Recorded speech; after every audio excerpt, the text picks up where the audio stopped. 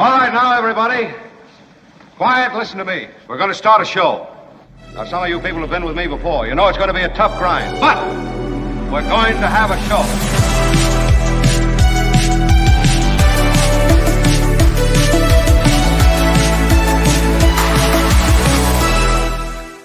And we're on. I'm loving it. What a great Tuesday it's going to be. I got a Pulitzer Prize winner rolling through, the great David Cay Johnston, who has written and reported on Donald Trump in so many different ways. I mention that because I think some of the stories we do today are remarkable in what they showcase about Donald Trump. But, you know, look, Donald Trump's not the only political story. There is a new polling, and there's polling reflecting America's appetite for change. There's polling reflecting America's confidence in Kamala Harris. And then there's general polling, as you know, in the swing states to suggest the future of this election. Some of this we'll touch on with David Cay Johnston. I want to play for you the new spot that is essentially trolling the Trump people here as we are on the day of, hours from the debate this evening. So we'll talk to David about a lot of things going on related to the debate. I actually want to, with David, who's agreed to join us tomorrow to kind of x-ray the debate the day after, get onto some things that are not just debate-oriented. So I'm looking forward to that. And as a little bit of a palate cleanser, it is Jefferson Graham on Tech Tuesday. We do a Tech Tuesday segment, and Jeff's at the Apple announcement, and what is it called? It's almost like a beauty pageant for their new drop of the iPhone. Is that what it is, Tony? Yeah, I think they said the it's iPhone 16. I think, they said something about it. Yeah, AI, Thanks, Tony. Camera, and stuff. Yeah, it's got. You're really not an iPhone guy. Oh, I no. can tell. Yeah. Well, I mean, you see the big announcement. I'm like, there's a camera button now. And it's like, you mean the thing that no Samsung kidding. has had forever? That I could just do that and go. You know, even Jefferson Graham said, well, the Android's got that thing where you can sort of Photoshop in real time, circle somebody or something, and it'll eliminate it from your pic. I mean, it's pretty cool what they already have on the Androids, and so Apple may be picking, maybe playing catch up. It's what Apple always does is they wait for someone else to like break ground on something, and then they'll just kind of like modify it, make it better, and then everyone goes, "This is the best." And then, and then the people just somehow go, like, praise them like they're first. That's what always happens. It'll look even better. I got some emails. Kim will be along, I think. She sometimes doesn't make the start of the show. She's got a lot of stuff going on, of course. But I did get some emails. I'd like to start with those, and then we get into some, we've got a lot of things to cover and to mention to you. And so I wanted to get The Mark Thompson Show to this, which came from Taiwan, which is I know. We are, so I love getting an email from Taiwan, from a listener viewer in Taiwan, because it's exotic to me, you know. But Karen from Taiwan joined us on the meetup that we just had a couple of weeks ago. And she commented on yesterday's show, sane-washing. You were talking about this sort of normalization of the bizarre and untethered comments that Donald Trump has made as two things. One, a political extremist able to make deals in the room with whomever will support him for big money, in the case of Sheldon Adelson's wife, for example, with that Medal of Freedom, and with the oil company executives, in the case of that address he made to them saying essentially, give me the money and I will give you the legislation. You can write it, and you can write the executive orders, and we will open up whatever drilling sites you want. So he's that kind of transactional guy, but that meets the senior citizen quality. And believe me, I love my senior citizens. This particular senior citizen, who's now 78 years old, Donald Trump, is starting to exhibit some signs of, you know, not always being able to follow what the hell he's talking about. And he's been given a pass on a lot of this. So I guess what I'm getting to is, just to review it, it's the packaged insanity, which is, I'll give you whatever you want. and the off-the-cuff riffing insanity, which just kind of takes him into deep space. Both those things have been, in essence, when you compare it to the way Biden was treated and is treated generally, both those things are kind of sane-washed by the media, meaning, and we talked about this, and so I won't dwell on it, but this is what it's related to, the email. It essentially suggests that in a long, rambling, bizarro speech, the media will cherry pick, or some members of the media, I don't think it's fair necessarily to paint with too broad a brush, they'll cherry pick a little bit from whatever he's been saying for 90 minutes in this unspooled way that he speaks, and then they'll treat it as though it's policy. We talked about it with Gary Dietrich. We talk about it with David Cay Johnston. And so we chatted about it yesterday. So Karen in Taiwan says, sane-washing is the description I've been searching for. Thank you. The press, they don't call Trump out on his lies and mental decline. They jumped all over Biden, she says. I'm guessing because a Trump presidency is actually better for business than a Kamala win. Your thoughts? CNN, she says, is the worst right now, with the exception of Anderson Cooper. They're all cowering to Trump. They need Anderson because he's an audience draw. I barely watch CNN any longer. Just my thoughts of today. I don't know if... She says, I don't know if I should take a Xanax before or save it until after the debate. Possibly both, she says. Wow, that's a... That's not fake. That's real. Thank you, Dr. Fauci. I don't think you'd recommend that. But it is... yeah, look, I would say one thing, that Trump is the best thing for the media business to happen in American politics in my lifetime. I mean, he is... he's a bull in a china shop. He'll say anything. He says, in that spirit, super outrageous things. He's an iconoclast to kind of put him into some sort of mainstream category, but he's not a deliberate iconoclast. He's just a contrarian, meaning he doesn't take on institutions because he believes those institutions are flawed. He just does what he wants. And so in that way, he's taking on institutions and things that have been part of the fabric of America, even the Constitution, since its inception. But it's not done in the spirit, again, of examining those institutions. It's simply done in service of himself. And then he leaves the bodies where they are, leaves the legislative bodies where they are, leaves the supporters where they are, leaves the haters where they are. So that's what I would say just in general. So, yeah, he's good for business. That said, I don't know if there is an institutional desire to see him reach the White House, but yeah, he's good for clicks. There's no question about it. I also got another email. This is really fascinating. I got an email from George, and it goes with something I was going to tell you about anyway. And this is from George. And you know where George is? He's in Dunsmuir. Do you know where Dunsmuir is? So Dunsmuir is north of Redding on the 5 freeway in California. So that's way up north, you might want to think of it, like near Eureka, east of Eureka, but a little north, I think. And it's super interesting that he's writing from Dunsmuir, because Dunsmuir is a town that's really small. I mean, you can tell me, maybe Tony, you can look. I think in Dunsmuir, Google it. There might be, oh, thank you. There it is. Tony's got a picture of it up. In Dunsmuir, there may be fewer than 2,000 people who live there. I mean, it's really a small town. So he writes, "Hi, Mark, reporting from small town California.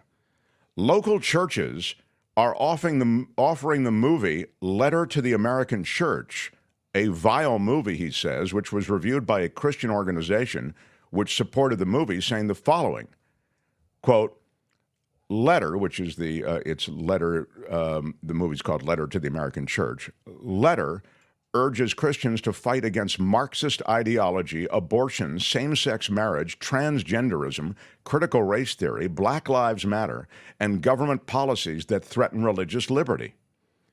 Then he goes on, he says, it's an insidious way that tax-exempt religious organizations are engaging in political activity to encourage the election of Trump, he says. I pointed out the following in one of our local forums. So if a church near you offers this movie, here's what we know about that church. If you are gay and thrilled with the legalization of gay marriage, this church is offering a movie to tell you you are wrong. If you are black and feel that there were examples of overzealous police officers improperly treating black people, this church is offering a movie to tell you you are wrong. He goes on. If you're a woman who values your freedom of choice, this church is offering a movie to tell you you are wrong. If you know that critical race theory is a myth and is not taught in any schools, this church is offering a movie to tell you you are wrong. And then he finishes the email to me by saying, if you know that the United States is nowhere near Marxism and that the government of the United States provides more corporate socialism than socialism for the average person, this church is offering a movie to tell you you are wrong. And then he goes on, and he finally says, this is the most blatant example of tax-exempt religious organizations engaging in political hate speech. It is disgusting at the highest level. It is why the tax-exempt status of religious organizations is a national disgrace. And he signs it, George in Dunsmuir. I couldn't agree more. There it is. The Dunsmuir population is fewer than 2,000 people live there. I love that you're in this small town, George, and I love that you sent me an email. Thank you. Our email is themarkthompsonshow@gmail.com.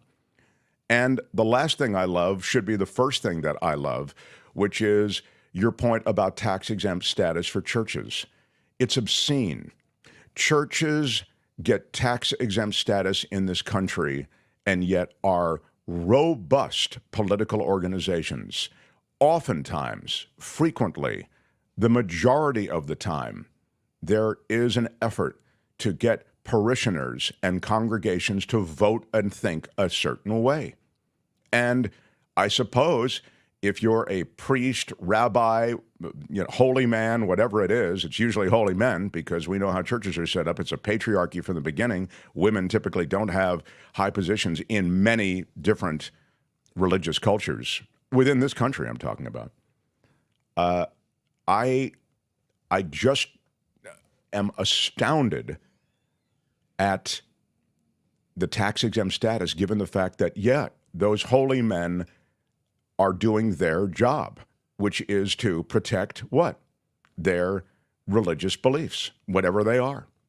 And so, again, if I were a holy man doing that stuff, I'm sure I would be banging that drum just like they're doing it, saying, if you want this religion to survive, then you have to keep it away from the secular society and secular government that's coming.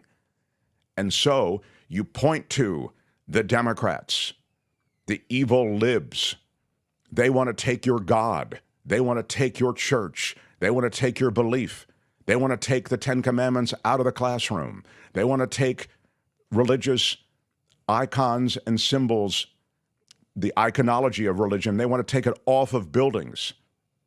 We want to put it in those public and government buildings. So if you're a holy man type thing, that's kind of the song you're singing and the dance you're doing. I get that. I mean, I understand it. That's probably what you're supposed to do. But as a society, it is outrageous that that kind of speech and that kind of message can be tax exempt. They are allowed to build immense wealth with this tax exempt status just by mentioning God or a divinity or church. The word church, just added into anything, gets them tax exempt status. What do I mean? Scientology. Scientology has tax exempt status. Now, Scientology doesn't have a God type structure like we traditionally think of it in Judeo-Christian religions. There is no Muhammad. There is no Jesus. Right? There is, I know, I get it. Is it Vishnu or whatever? But it's a different setup. It's not Vishnu, it's Xenu, I think. Vishnu is a different... Anyway, the point is, they call themselves a church, and they successfully browbeat and, frankly, muscled their way into tax-exempt status. And they're an insanely wealthy institution, the institution of Scientology. But, hey, they're just on a parade of wealthy institutions. So... all I would say so the land that these churches are on, it's tax exempt. The profits and revenues that come into the church, tax exempt. Couldn't agree with you more, George. And then they come out against gays, minorities, and those things that they associate with a liberal lifestyle. Again, not every church, not every belief. Religion can be such a comforting, organizing feature of your life. But when you talk about public policy, you have to take note of the fact that their tax-exempt status is absolutely absurd. And it's an affront to what this country should be about, which should be a secularism. There shouldn't be the Ten Commandments on the wall of any government institution or public building. There shouldn't be any religious crap anywhere on anything, and I include the currency. In God we trust. We throw it onto all of these things as a bone that we throw to that community. And I'm sure that if we went through a poll of our viewers and listeners, many would say, I believe in God. I don't believe in the God that we traditionally think of. I believe in a spirit. I believe in an energy. I believe in a unity between us all. We're all part of the universe. We're all made of the things that stars are made of. And in that way, we're all unified, and there really is a spiritual force unifying us. I think there might be a fairly common agreement on that or notion about that. It doesn't matter. It doesn't matter. Whatever the notion, it should stand in a secular society independent of things that are associated with laws. I don't want laws laid down based on any kind of religious underpinning. I don't need religion to know that murder is bad. I don't need religion to know, I don't need a commandment to know that stealing is bad, etc. And you don't either. So I need it out of government and out of our legal system.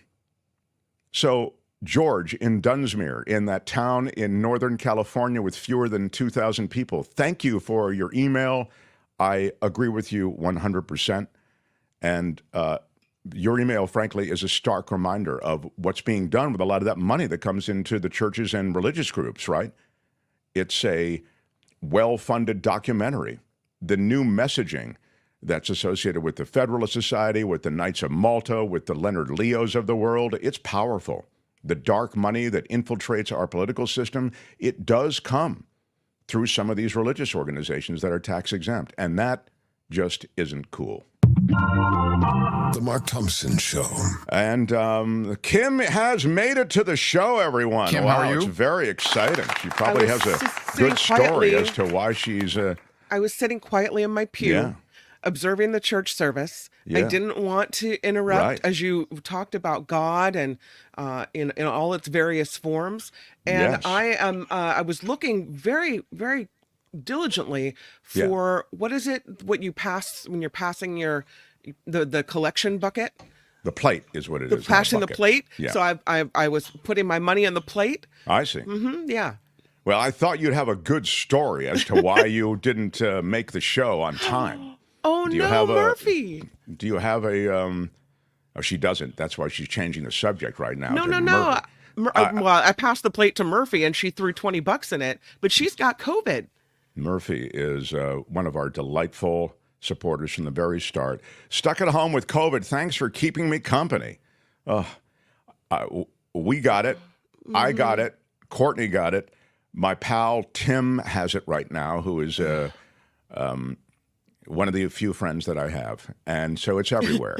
Murphy, you are a doll for throwing us 20. Big shout out. Big shout out to you. I wish you a quick run with COVID. Mine was about 4 bad days.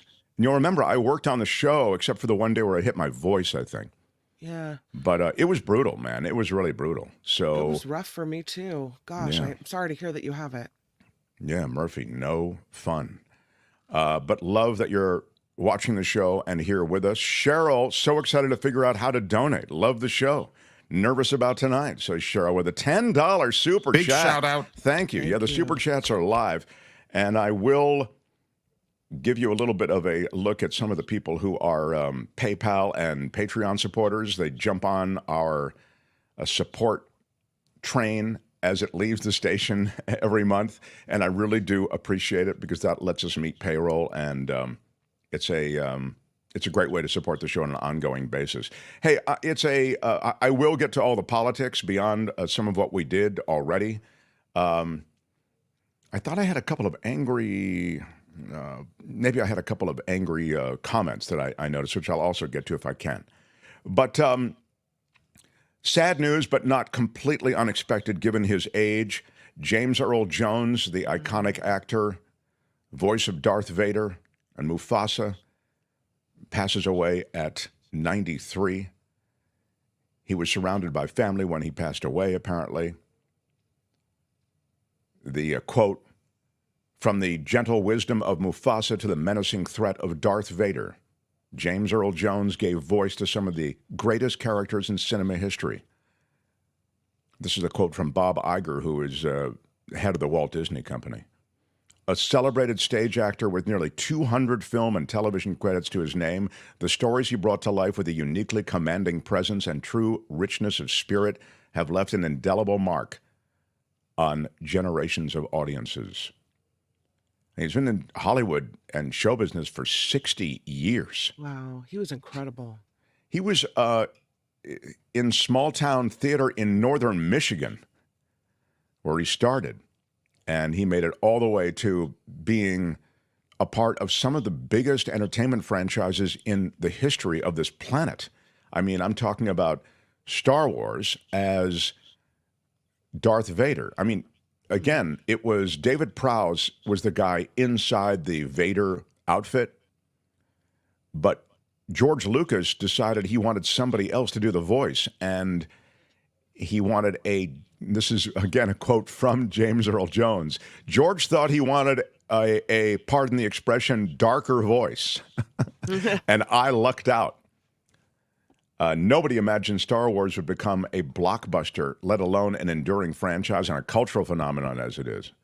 He recorded all his lines in a few hours, and he was not listed in the film's credits, James Earl Jones. He said he was paid. Does anybody know how much James Earl Jones was paid for the movie Star Wars? I will take my guesses in the chat. How much was James Earl Jones paid for doing the voice of Darth Vader? $500, says John. Well, throw some up there, would you, Kim, please? I don't know. Kim's still praying and passing the plate. I am. 500, says John Watson. 1,000, says Gordon Andrews. How much was James Earl Jones given for doing the voice of Star Wars? He recorded the whole thing. 10,000, says Sally. 125,000, says Brian. 3,000, says Big E. 250,000, says Tony. The actual retail price for the movie Star Wars, James Earl Jones paid $7,000. That is right. Crazy. Yeah. Is it because they didn't value a voiceover back then, or they didn't realize how big it would be? I think if I had to get, first of all, they're trying to pay you as little as possible. They're just taking the role of Vader as a one-day affair. And the reality is that he recorded it all. So it's a quick, it's a session fee, plus you don't know how this movie's going to do. They're trying to bust you down, meaning the producers, and pay you as little as possible. And I think it's that simple. They had no idea it was going to be so big. And, he didn't. Mark Hamill said, one of the world's finest actors whose contributions to Star Wars were immeasurable. He'll be greatly missed. R.I.P. Dad. So $7,000 in 1977 when he recorded it is worth $36,333 today. Thank you, Tony. That's really interesting. But even $36,000 is cheap, right? Yeah. It's probably just scale is probably what he got paid, right? For one day recording, scale would scale would be less than that, I think. But in 77, I don't know. Well, who knows? Yeah, anyway. Yeah, that's what I mean, it's a one-day recording still. It's like I mean, one day recording it, I don't know that it even took him. It's not even a day, obviously. No. It was done on a small budget, and he spent a lot of the money on special effects and location costs, says Cranky Charcoal. Oh, interesting. Good knowledge. Thank you. The creature department, all that stuff, they all the model stuff they did, yeah. Oof. James Earl Jones, born in 1931 in Mississippi. His father, Robert Earl Jones, left the family before James was born to become before he was born, and then he, of course, became an actor. His father, I think, was an actor in New York. Is that right? No. His father, Robert Earl Jones, left the family before James was born to become an actor in New York. Yeah. Wow. Check that, Tony, would you please? Google it. I don't know about that. I don't. But Jones's family moved from Mississippi to Michigan when he was 5, and that caused him a lot of emotional upheaval, they say, and it caused him to develop a stutter. His fear of speaking rendered him almost mute until he got to high school. Wow, I didn't know. It was a poetry teacher who helped him overcome his disability by encouraging him to read his poems aloud. The poetry teacher began to challenge me, to nudge me toward speaking again.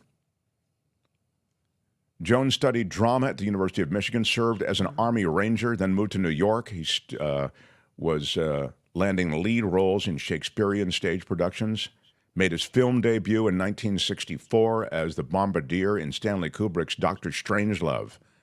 There he is, backstage.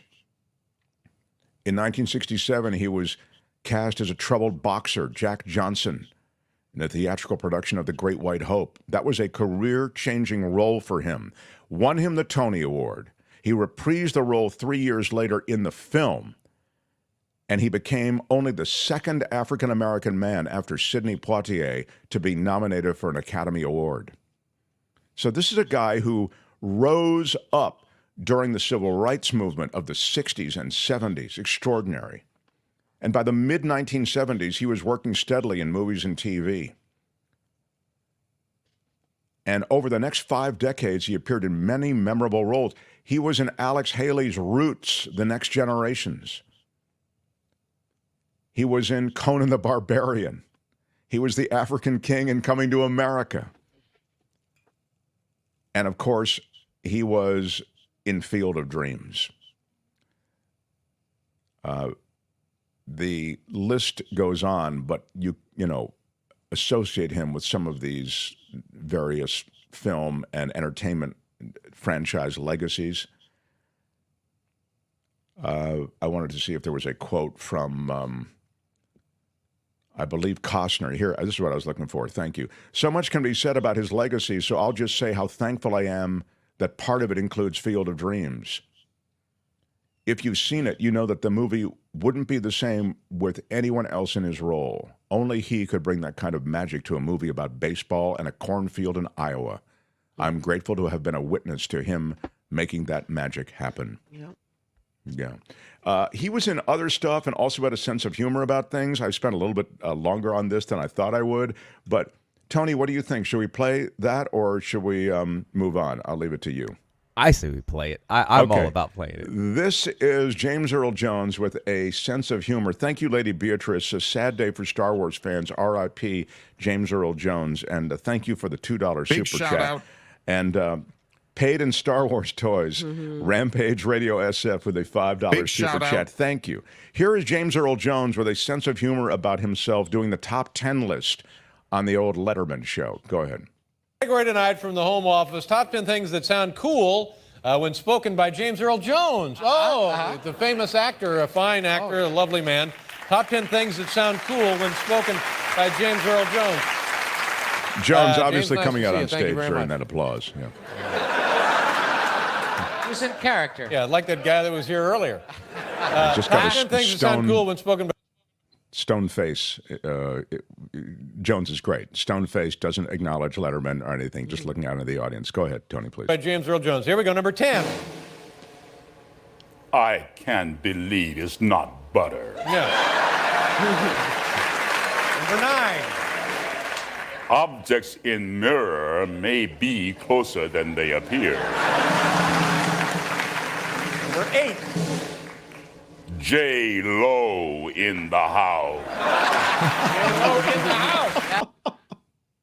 That's great. These are great. And they're also to remind you of the time, of the things that were happening at the time. Can't believe it's not butter. J-Lo in the house. Go ahead, Tony. Number 7. Click here now for the hottest sex sites on the web. Number 6. And the Academy Award for Best Picture goes to Dude, Where's My Car? Totally forgot about that movie. Yeah. By the way, we're starting it and stopping it just to anticipate that, because why do you talk over the videos, Mark? Can't you just play them and let them go? Well, we do it deliberately. That way we won't get demonetized. Go ahead, Tony. Tony explained you've got to start and stop it. Go ahead, Tony. Number 5. You're not fully clean until you're zestfully clean. Number 4. You mean I get all these great funk classics on just one CD or cassette?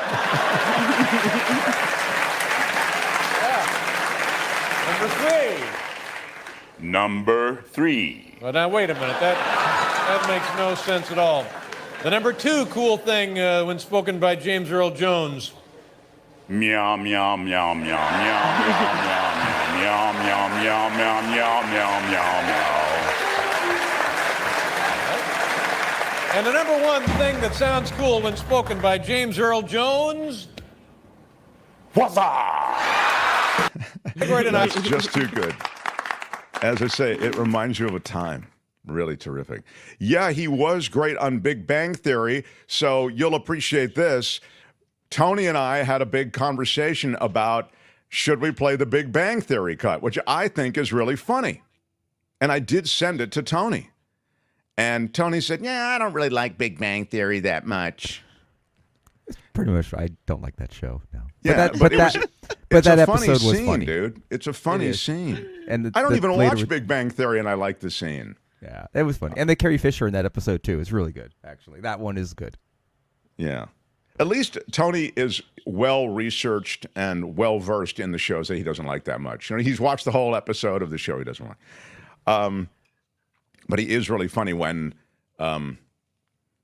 he's recognized by, of course, the nerds on Big Bang Theory. He's just like the man. We're really late. I wanted to get a quick... Oh, no, now he's going to... Jefferson Graham's going to be here in a minute. Yeah. I'd love... give me 5 minutes, or give me just a few minutes of news, maybe a turbo newscast. I can do and that. then we can grab...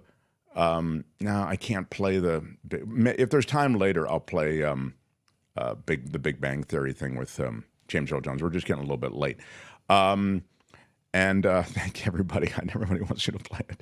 The inmates have taken over the asylum. Let's have turbo news, please, from Gordon is asking for that. Gordon is, you're going to get your wish granted. Smash the like button like a boss. David Cay Johnston, the Pulitzer Prize winner, joins us to kick off the second hour. Thank you for being here. We are live every day, 2 to 4 Eastern Time, 11 to 1 Pacific Time. Glad you join us. However you do, we're across most major podcast platforms as an audio-only podcast also. And if you want to see the whole thing, it's right here on YouTube. Kim's News, Jefferson Graham, and then David Cay Johnston. Mark Thompson Show. The Mark Thompson Show.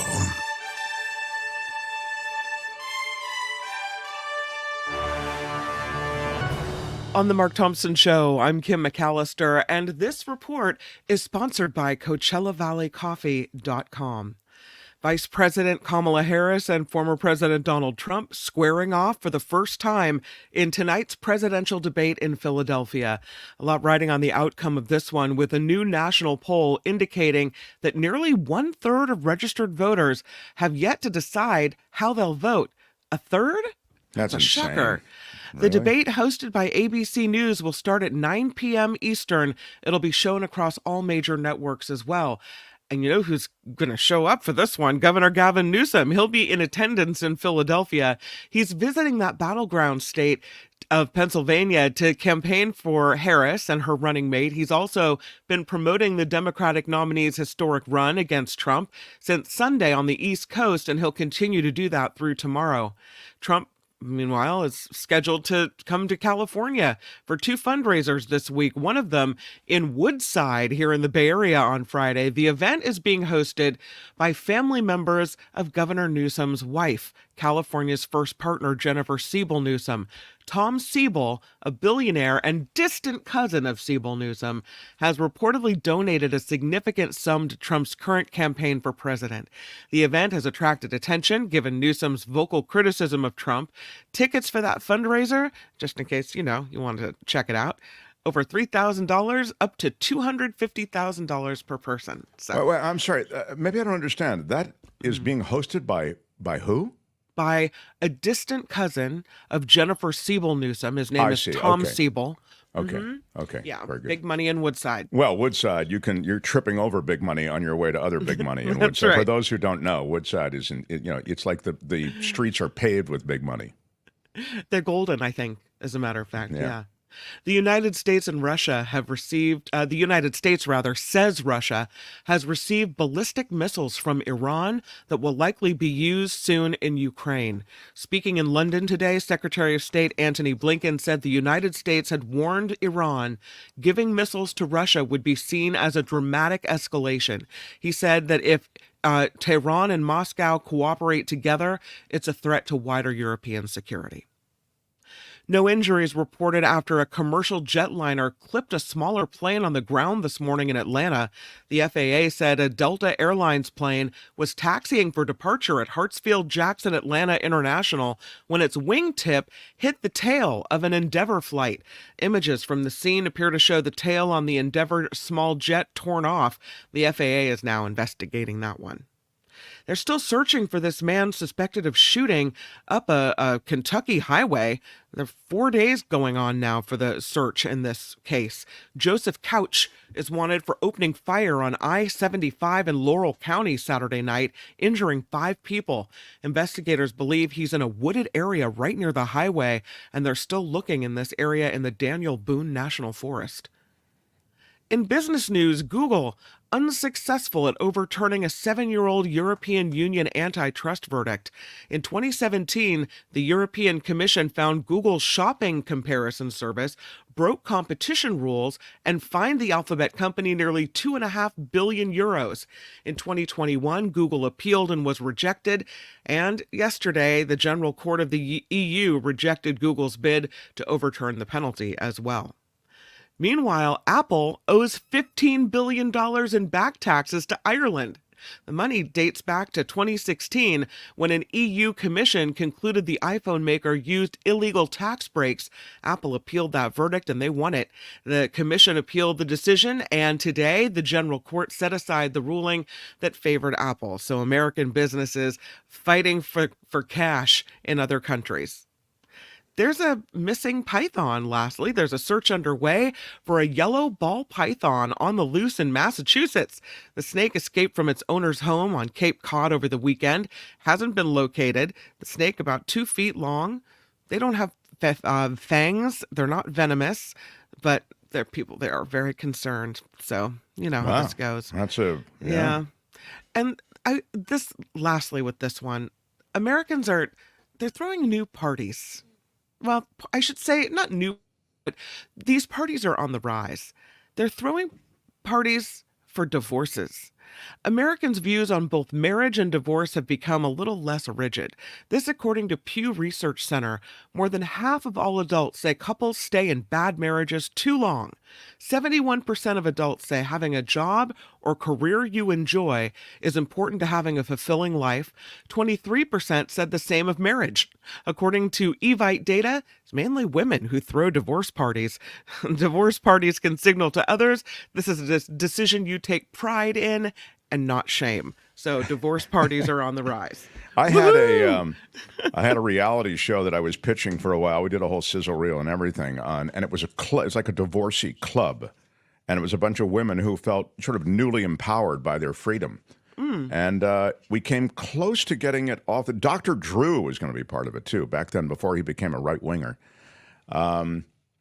Yeah, so I guess what I learned from that experience was that there are a lot of women, and we were dealing with women in this instance, who feel liberated by divorce. Feel like it's a whole new beginning.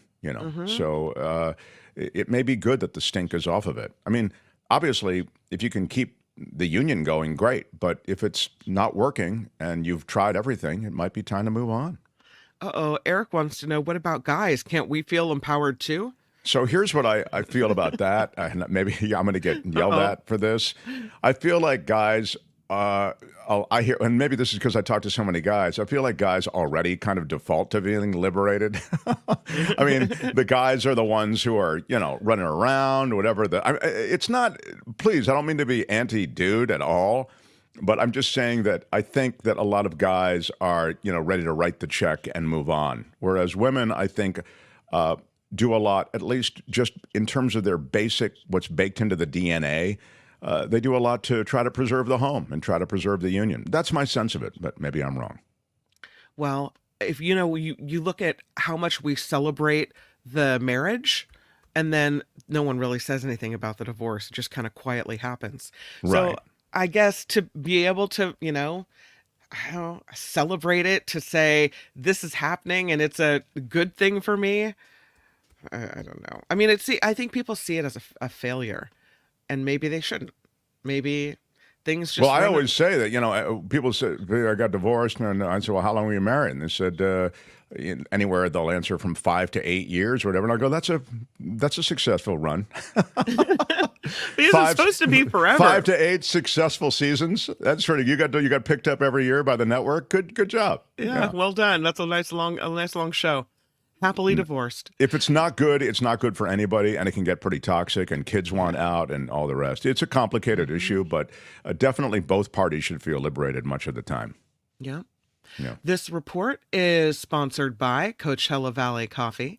Oh, the vanilla iced tea is strong today. What's in the Mark Thompson Show coffee mug? We just made some cold brew that's pretty terrific. And let me tell you, that cold brew is not just coffee on ice. It's great tasting notes, and I'm having a little bit right. So delicious.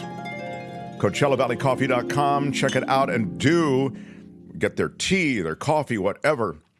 All the things at Coachella Valley Coffee are specially curated for you. You'll see tasting notes on everything, and you use the discount code MARKT for 10% off on everything. So literally order as much as you want, whatever you want, teas, loose leaf, bagged, etc., and you will get 10% off on it all if you use MARKT at checkout. CoachellaValleyCoffee.com.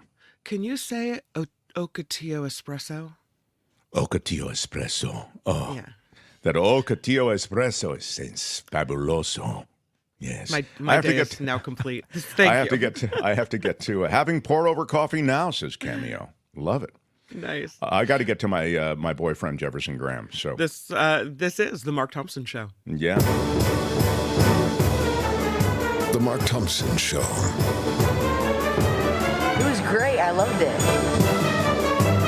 How would you handle this? We could try ignoring it, sir. Morning. You cannot say you love your country. Where are my weed smokers at? Stay at home and get baked. Right on. Thank you for being here. The great David Cay Johnston awaits us in just a few moments.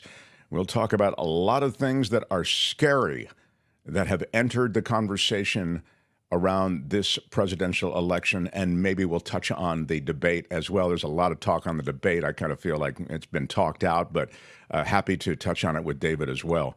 But right now, there's something else momentous going on in this country and around the world. It's the debut of the new iPhone, and every Tuesday we do a segment with Jefferson Graham on technology, and this Tuesday is no different. He's covering it. The new debut, or the debut, I guess you'd say new debut. Yeah, Jefferson Graham, everybody. Yeah. The debut of the iPhone 16. Is that what it is? In the car with you. Well, normally they have these in big auditoriums. They debuted it right in a car this time. Actually, it was yesterday. They debuted it yesterday in Cupertino. And yeah, so...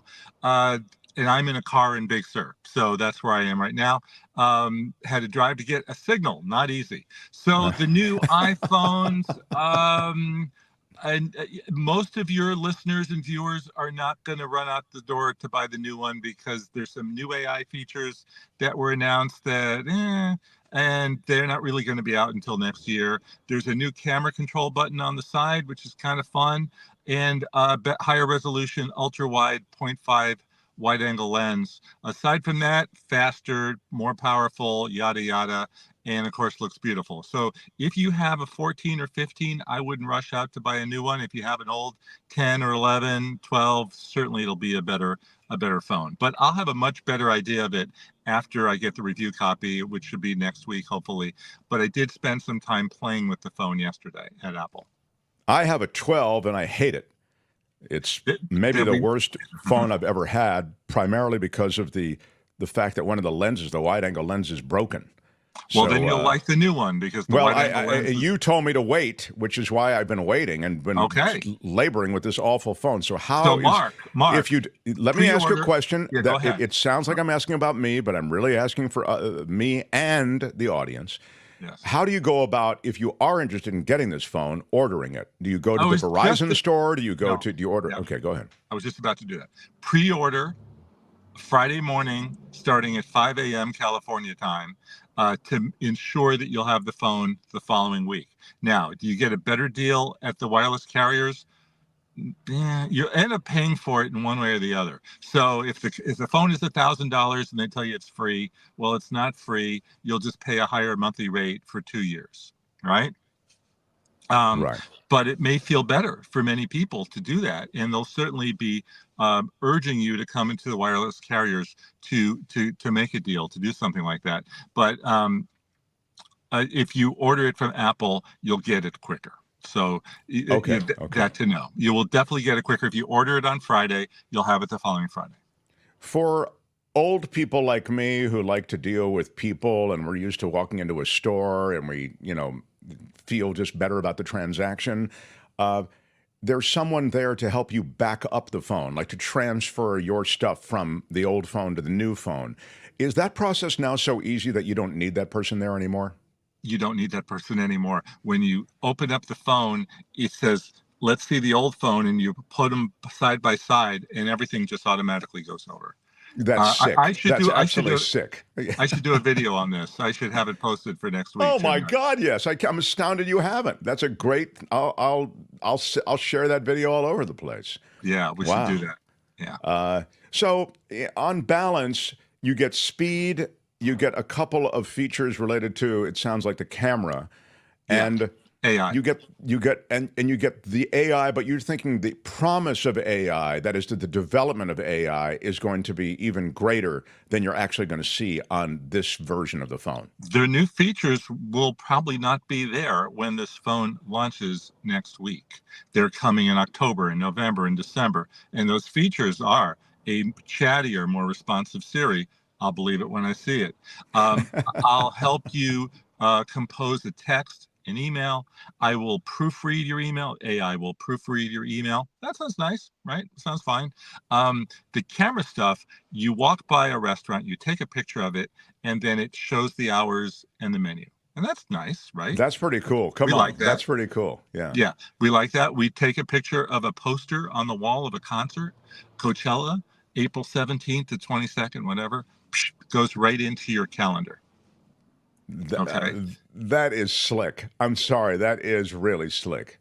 Yeah, so I like that, and but you can't get those features unless you get the new phone or if you have the top of the line 15s. You couldn't. I also say that those aren't critical features. Like, it's great. They're not going to improve your life particularly. They're just kind of cool. As I said, just kind of But they're just kind of cool. But the other ones that will be coming will be cooler, and the app developers will be making apps that do things with AI and. Over the next few years, we'll have fun stuff. So just to round that out, if you get the 16, you'll likely in the updates get those features that you're talking about. The developers because they'll be coming out in October, November, and December. And right. January. Okay. Yeah. So there is that. You can't use them with the 14 or the 13 or the 12. Tell me what else I need to know before we say goodbye to you. It's exciting that you were there because it reminds me of when you used to have to go to all of them when you were writing for USA Today on technology. Yes, I had a really good time. It was good, except that it's very intense in that hands-on room. You just try to get your hands on one of those phones. It's very hard. And you're saying they overbook it, sort of, with the number of people. Once you get in, 60 seconds, 120 seconds, maybe. Wow. And then you're there, and then they tap on your shoulder, get out. You got to leave now. So it was very intense. AirPods, we know AirPods, right? You can now use them as hearing aids. They made this announcement. There's going to be a software update, and you can walk around with your AirPods as hearing aids. Well, that sounds great, doesn't it? Until you say, do I have to wear them all day? For 10 hours a day? Are you on a call right now? It's the longest call ever. Right? Yeah. The whole idea of hearing aids is that nobody sees them, right? You don't know that you're wearing a hearing aid, but then you walk around with these white things in your ears. Whole different story. Well, as an older guy who spent too much time with the rock and roll, I think hearing aids are and inventive ways to hear better. I thought it was a nice thing. And the new Apple Watch is just a little bigger. One more line of text that you can read on your watch. Wow. How much is an Apple Watch now? $400 starts at. Wow. It's funny, though, in recent doctor visits, they've referenced, the Apple Watch will tell you what your blood pressure is, what your pulse rate is. And this is something else. As you get older, that you have to monitor your biology a little more closely than you used to. Yes, so it's interesting. They started with a watch and they turned it into a health device. And that's worked really well for Apple. Right, exactly. All right, Jefferson Graham, love that you drove to Big Sur or a part of Big Sur to join us today. I drove back to Carmel because I couldn't get a signal in Big Sur. Oh, my God. Can I do one very quick plug? Please. Okay, I launched my iPhone photography course yesterday for all the people that always wanted to know, what do I have to do? How do I get the most out of an iPhone for photos? Why can't my pictures look as good as you? It's 75 minutes. jeffersongraham.com/courses, or just go to my YouTube channel and you'll see the trailer for it, and I've got the stuff in there. And you might like it. And if you don't, that's fine too, but it's there if you want it. I like everything you do. Photo Walks TV is the YouTube series, and Jefferson Graham getting it all done in Cupertino with hundreds of his friends. JeffersonGraham.com with my 60 seconds. Right? JeffersonGraham.com/courses is is the place you can find his instructional work. Love that you join us. Thank you, pal. Talk to you soon. Bye-bye. We'll talk next week. Okay. Jefferson Graham, everybody. Right on. The Mark Thompson Show. Yeah, pretty great to talk to him. And there's a new ad that's making the rounds and getting a pretty heavy media buy ahead of the debate tonight. It's sort of designed to troll Donald Trump. I'll get David Cay Johnston's opinion on that when he joins us in just a few moments.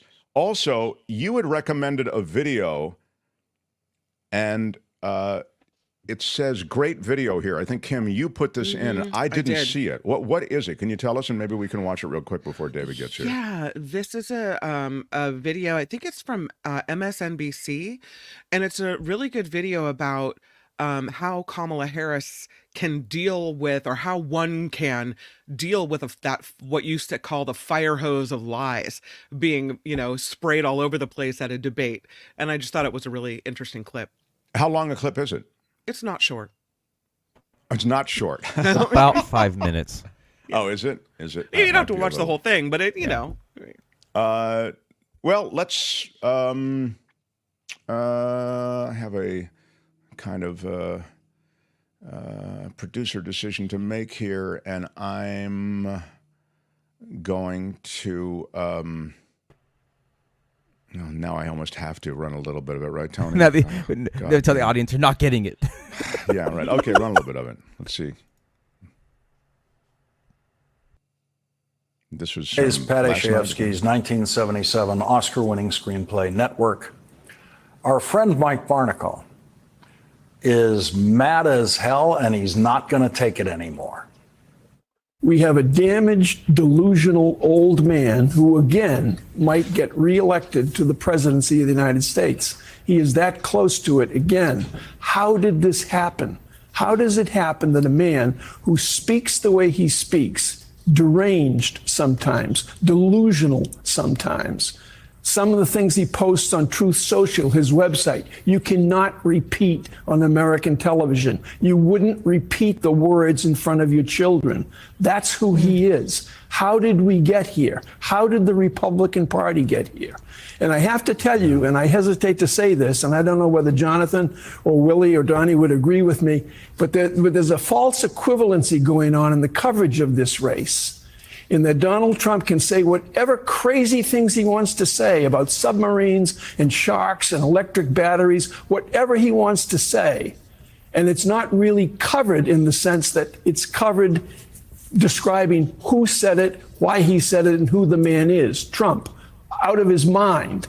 And always in that story, in the equivalency, the false equivalency by too many reporters and too many American newspapers, there's also, by the way, Kamala Harris changed her mind on fracking. They always throw in something like that in coverage of the story. It's ridiculous. We don't cover the man for how dangerous he is. Joining our discussion now is Michael Eric Dyson, distinguished professor. Yeah, that's certainly true, that there is absolutely a double standard, and I think that's the virtue and the way in which Trump and his supporters have successfully worked the refs when it comes to American media. American media does a both sides kind of thing. They bend over backwards to provide Trump and the Trump positions some normalcy. And they do it also by paying lip service to questions around Kamala Harris changing positions on fracking, as was noted there. It's, again, I think they work the refs successfully. It's all fixed. The media is a bunch of lefties. Of course, the media hates us. The media will never give us fair coverage, and so the media bends over backwards. You see the New York Times, I feel like in part, much of the coverage in the New York Times feels as though it's done by Trumpies. So anyway, thank you for that. I mean, it's certainly true. We've touched on it on this show repeatedly, and I think it's worth maintaining that vigilance around it, because we are in the last 2 months of the campaign. In fact, voting is the ballots went out. So in many states. So at what David point Cay, does being fair, does trying to be fair, at what point does that obscure the actual truth of the matter? Yeah. Well, and then you have the other ways in which the process is being worked. Trump and allies plant seeds for chaos and discord if he loses. Yeah.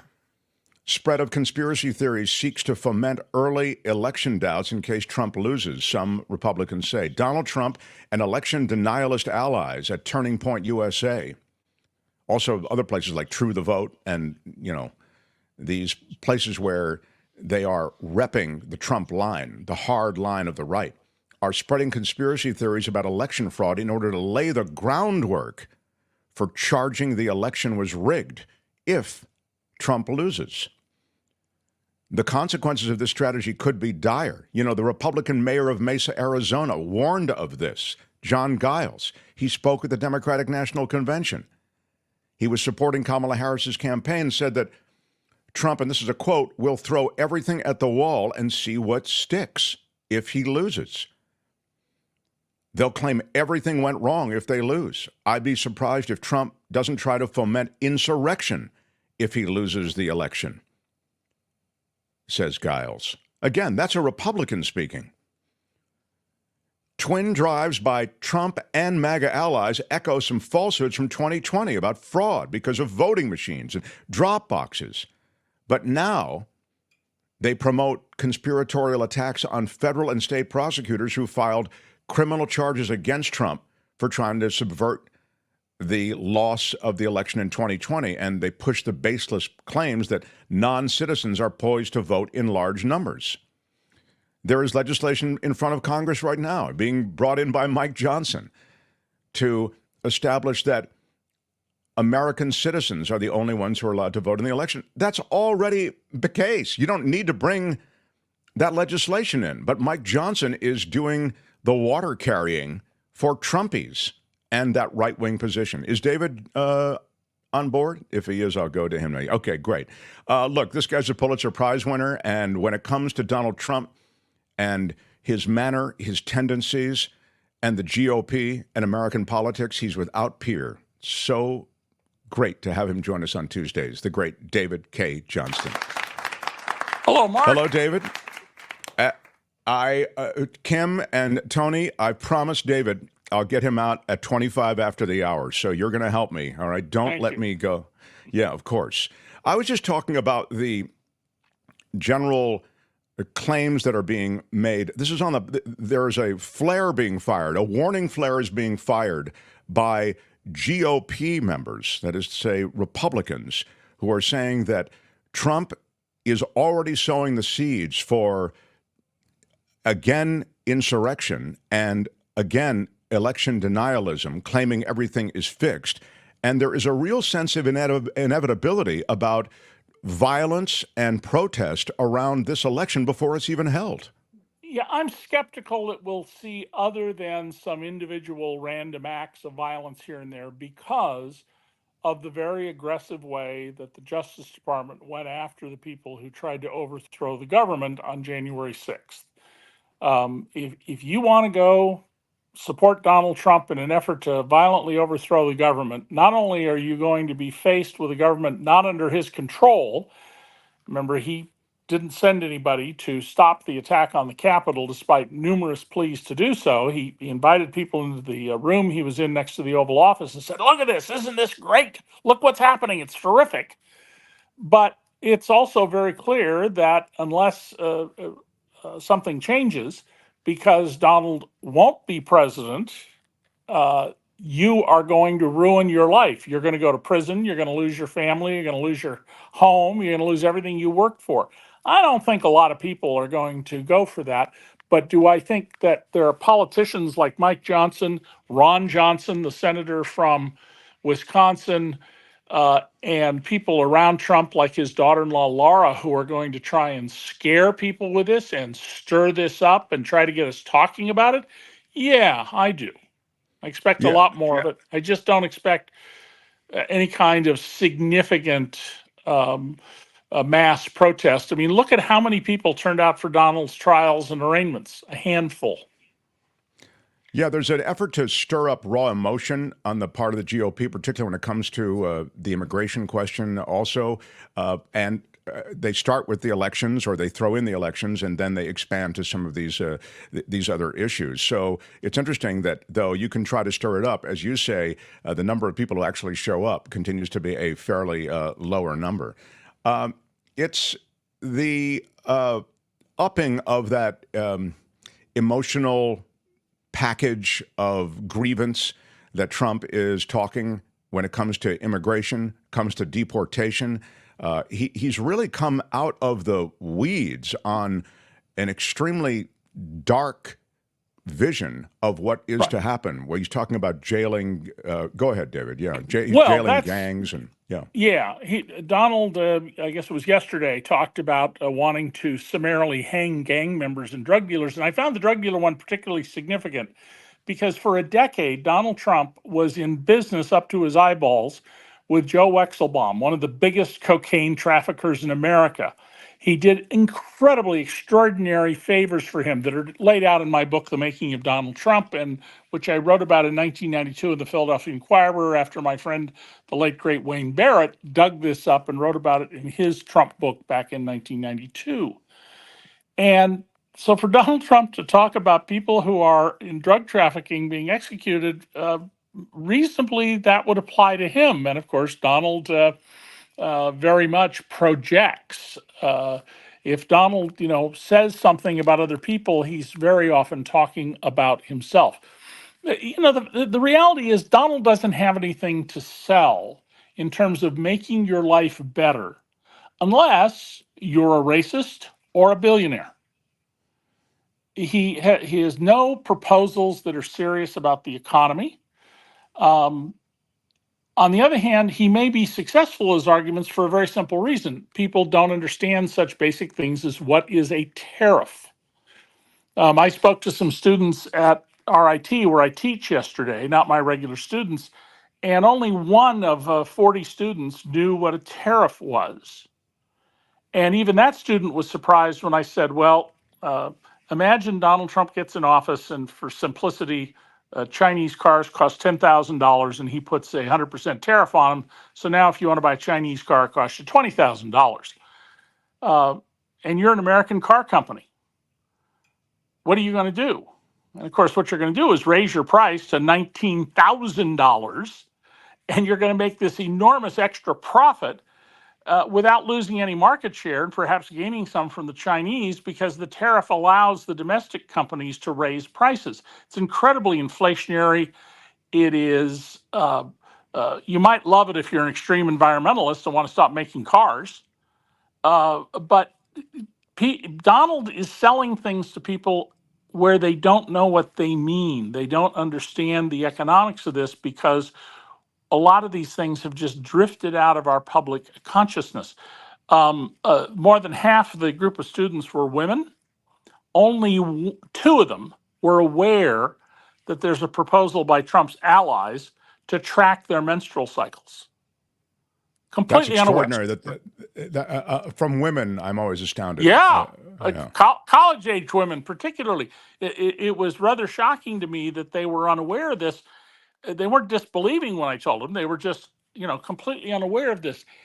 And so one of the best things Donald has going for him is people not paying attention. And when they do, not knowing the meaning of words, not understanding things. So tonight, in the debate, Kamala Harris, if she's smart, she's not going to try and fact check Donald. She'll call him out maybe on a few of his most outrageous lies.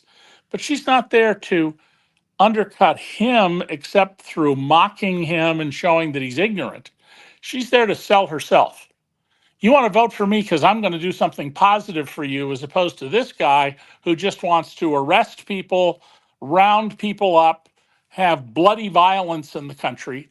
I got something better for you. I want to have an opportunity economy. I want everybody to have a chance to get somewhere in life. And that's really her job. Mock Donald, get him off his game, and sell yourself. Don't try to fact check him because you can't do it in real time, and then you just get lost in the weeds. Yeah, and as you say, it takes you off of your message, I suppose, when you are just sitting there trying to undermine his. The tariff thing is astounding to me, and he's hitting it hard. I mean, I watched an entire rally where he talks at length about the fact that he's just riffing, but he said we're going to put 100% tariff on those Chinese cars, as you said, and he tries to frame it from the standpoint of it'll be American factories that make the cars. But I love, David, that you point out, I mean, were he able to do that? He's all show and no go. We saw it the last time, and he makes a bunch of promises, and they never happen anyway.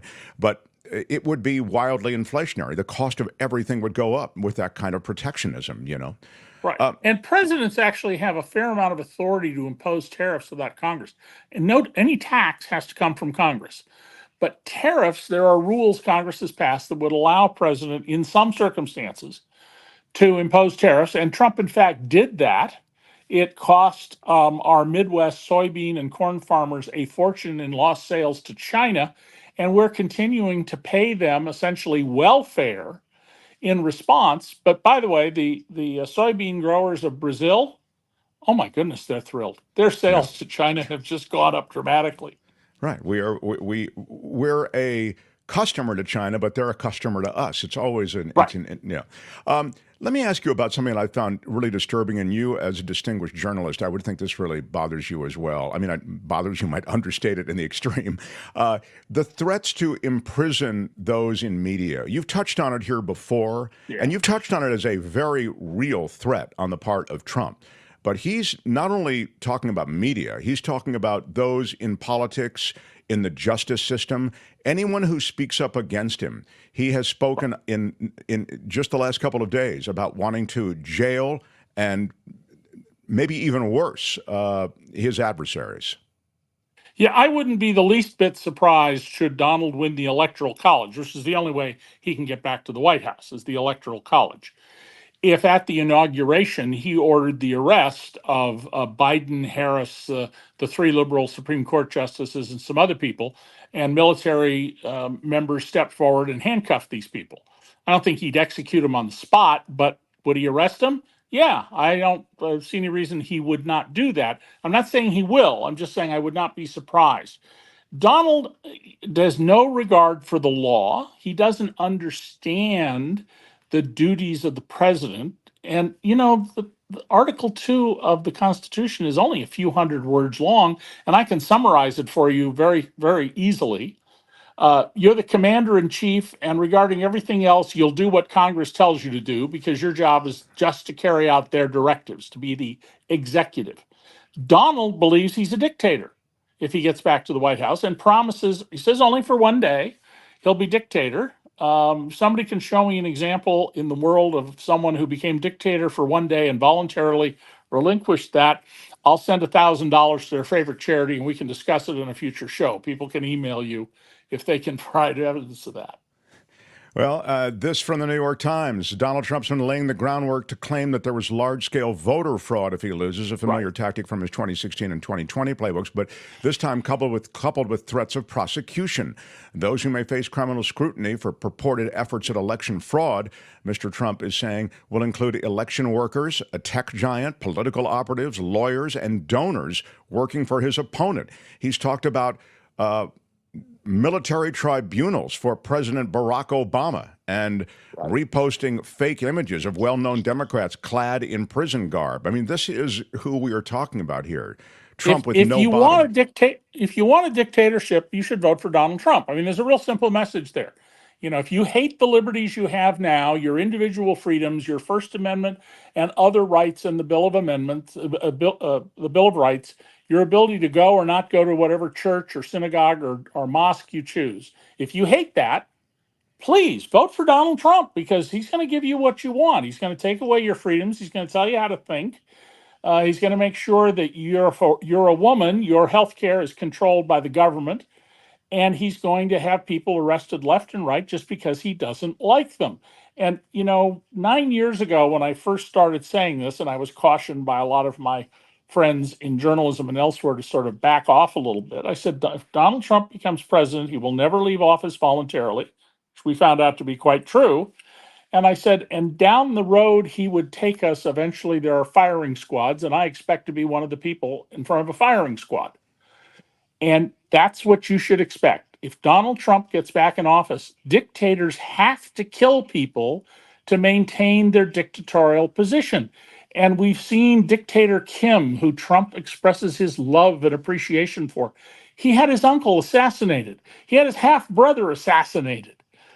Vladimir Putin has people, assassinated all the time. It's astonishing how many people in prominent positions in Russia fall out of windows on the 10th or 11th floor buildings. I mean, apparently there are no safety regards.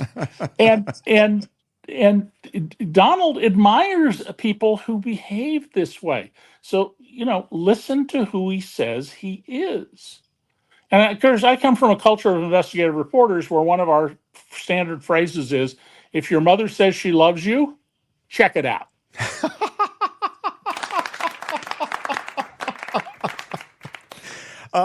But quickly, I just want to note that he's got his apologists, or those who explain what he really meant was, and one of them is Doug Burgum, the guy who was on his short list to be a vice president. I think what President Trump is saying, Burgum said, is if we have free and fair elections, everybody has to follow the rules, and just putting people on notice is what he said. I mean, how you can paper over the kind of military tribunal stuff and all the rest is, and calling out Obama and the rest. Come on. More disturbing than that, even though, is what Peter Baker, the chief White House correspondent for the New York Times, did yesterday. And I know you were discussing it before I came on. I'm sorry, we had a few technical difficulties. That's why I'm on my cell phone at the moment instead of a fixed camera. Peter Baker finally writes an analysis piece on the front page of the New York Times that says Donald Trump's been benefiting from news reports not citing what he actually says, because essentially it's unquotable. It doesn't make any sense. And then he gives an example of where Donald is just, on the childcare is childcare, and other nutty comments.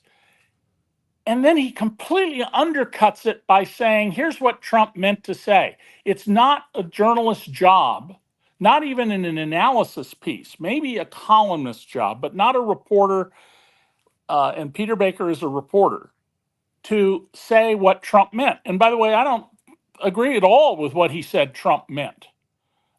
He argued Trump meant that, well, there'll be so much revenue from tariffs that it'll afford child care, although he didn't say anything about using the money for child care. Well, I don't know. You quote what he said. 50 years ago, Mayor Daley in Chicago said some nutty things, and his press staff told reporters, well, quote what he meant, not what he said. No, that's crazy. We don't know what he meant. We know what he said. And we need to get away from this not telling the public that Donald is increasingly incapable of a coherent argument. And I think tonight you're going to see that. It'll be 90 minutes long. They can't leave the podium. And right off, you should expect Kamala Harris will try, in her comments that are going to be directed at the hosts and people on TV, there's no audience in the room, to get him off his game and then let him run. It's like, if you're trying to catch a fish, once you got the hook set and it wants to run, let it run. Well, Donald Trump is doing what he always does in that regard, just to, as you touched on this in our last couple of minutes, David, and that he's laying the foundation for what he's going to call a rigged debate. I mean, you're even hearing, Kamala Harris has the questions ahead of time. I've seen it in our chat with a couple of the Trumpies who populate our chat. The moderators are for Kamala Harris. The network is for Kamala Harris. You begin to set the stage for your grievance after the fact if you don't do well. Right. And Donald has been doing everything he can to lower expectations. No matter what I do, they're going to say I did terribly. And that's because the simple truth is Donald has nothing to offer the American people.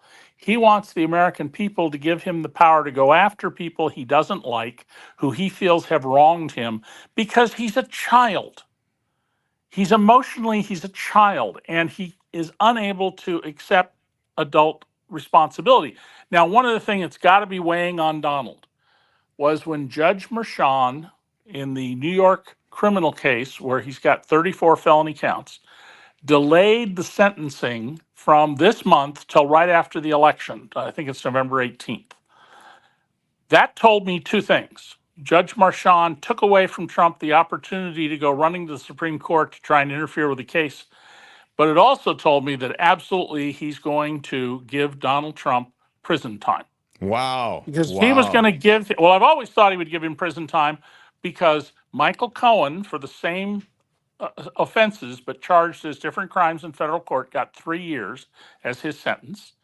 And secondly, it's very important in the criminal justice system that if you acknowledge your crime, you plea bargain, or after you're convicted by a jury, you acknowledge your wrongdoing, you get treated leniently. But if you spit in the face of the system and of the judge, and Donald has absolutely metaphorically spit in the judge's face, then you get a harsher treatment, and you should get a harsher treatment. Because you're saying you're going to defy the system of criminal justice in this country. So, yeah, Donald will absolutely get a prison sentence from Judge Marchand. But if he doesn't win the Electoral College, it's the beginning of a horrible future for him where he's going to spend the rest of his life, a lot of it and maybe all of it behind bars. He's going to see whatever money he has vanish. And, well, he may get a brief temporary bump in the gifts being made to him.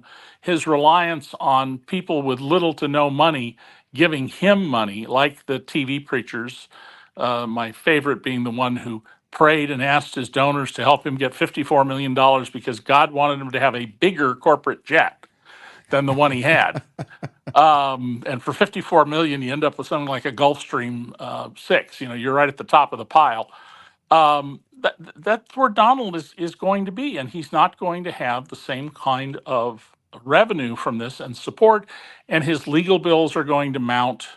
Now, one other thing to watch for is next week, Donald can start selling shares of his stock.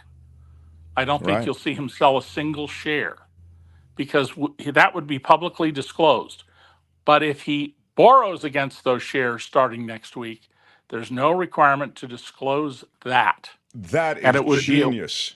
And that would be a way for him to realize $1 billion or so. And why would one of the companies like Goldman do that? Well, because they immediately will go out and short the stock. And when it collapses, they'll make their money back because they shorted the stock.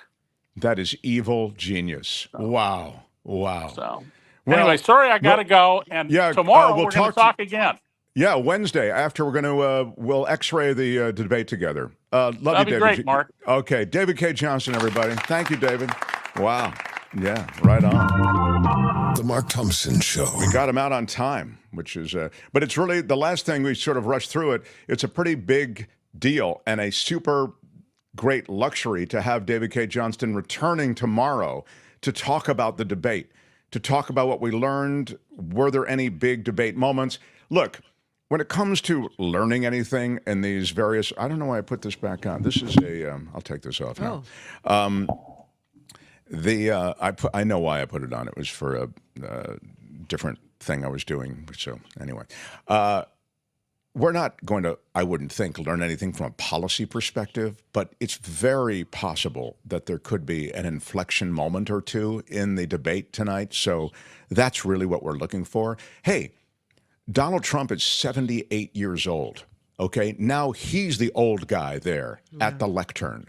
So I wonder to what degree Donald Trump may step in it. That's what David Cay Johnston was just alluding to himself.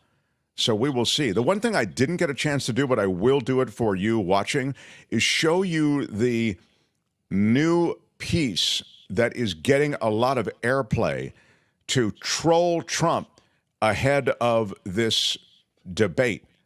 And I say trolling Trump because it's coming, the stuff in here, and you'll see it in just a second, from inside his administration.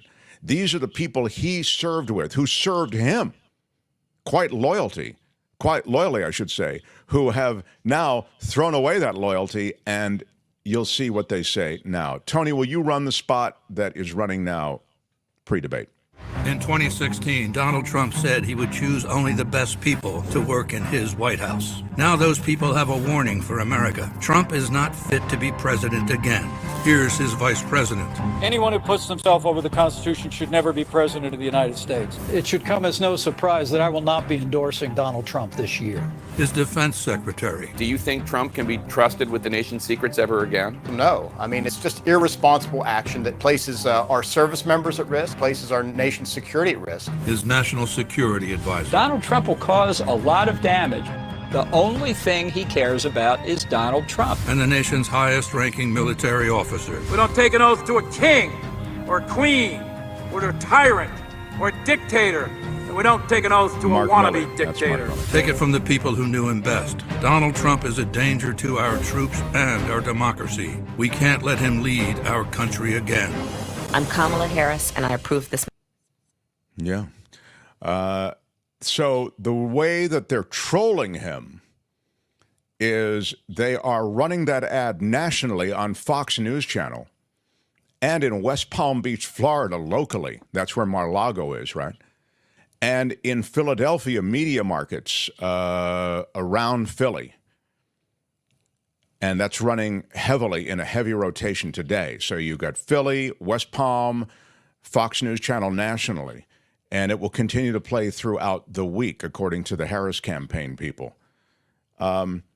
Again, if minds are made up, I don't think it changes any minds, but it reminds you that those who served with him, for him, have issues, substantial issues supporting him.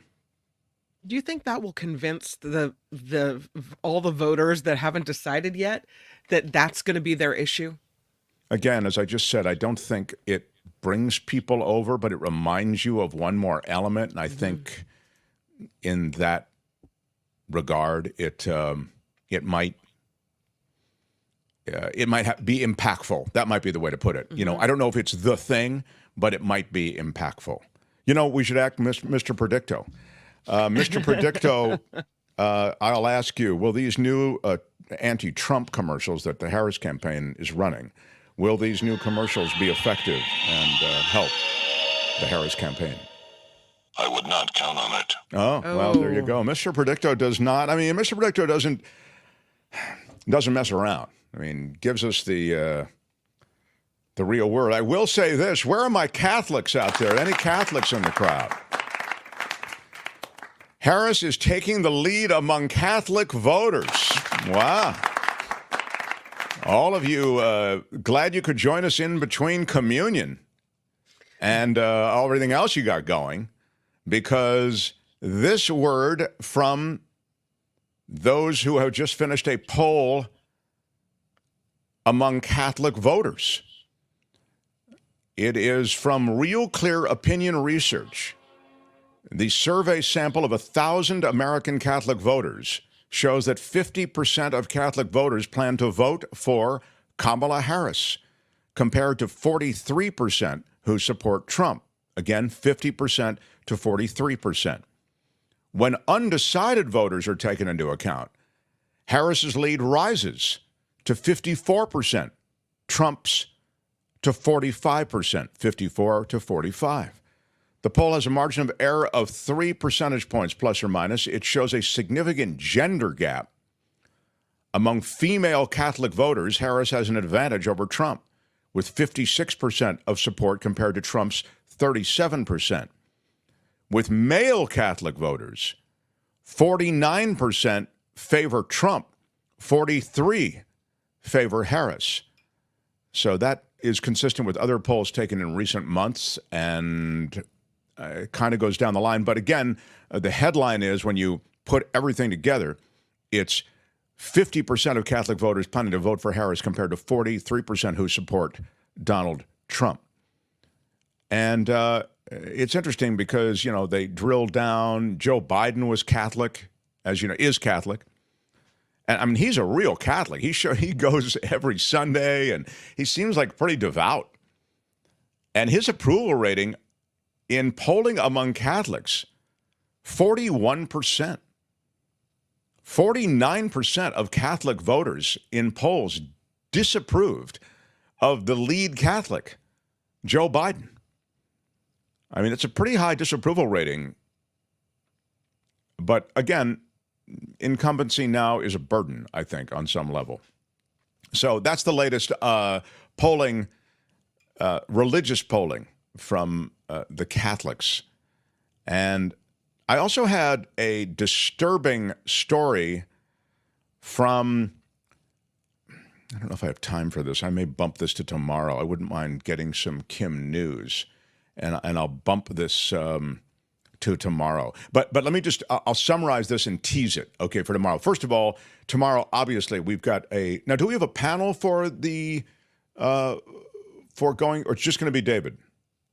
I can't hear Kim.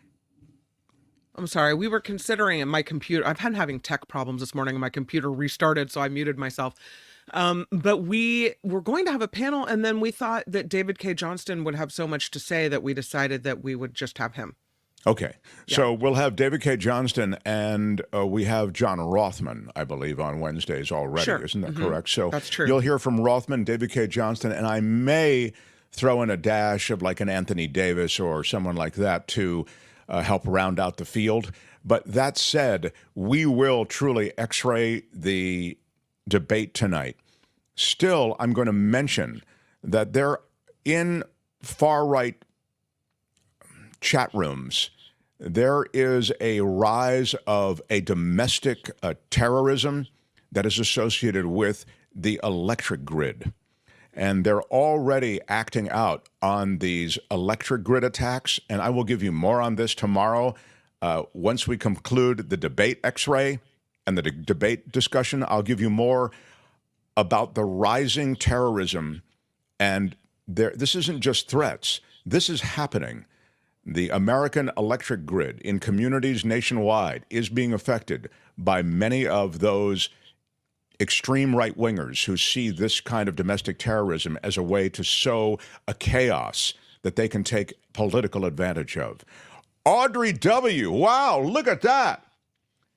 $50 super chat. I'm a Catholic and a Swiftie. Watch out, gang. Big shout out. Right on. Woohoo, she says. I'm not going to cry. I'm not going to cry. I'm not going to cry, but first of all, $50 can make me cry. Secondly, the Swiftie part could make me cry. I'm a sucker for Taylor Swift. William Gipe with a $3 super sticker. Thank you. That's really cool. Catholic Swiftie. I'm way into it. Yeah. Wes Theory says for $5, this is his super chat. Big shout out. Joseph Couch. Let's hope the police find him before J.D. Vance. What? That's in regards to the man who opened fire allegedly on a freeway in Kentucky. In Kentucky, I see. Mm-hmm. The Kentucky thing is interesting. It's hard to find this guy, right? Why is it so hard to find him, Kim? He's allegedly hiding in the woods off the freeway. I see. Yeah. And armed. Yeah. The not voting for Trump should, what does this say? Not voting for Trump should have nothing to do with his degree of Christianity. Enough already. No, I don't think that's what I was saying, Big E. Was I? No. I was saying, I don't know. I was talking about the fact that he seems like a devout Catholic. Was that a bad thing to say? He does, right? I mean, he doesn't just say he's Catholic. I mean, we've had presidents who, purport to be religious. Biden as the Catholic. Yeah, Trump is allegedly a Christian, but yeah.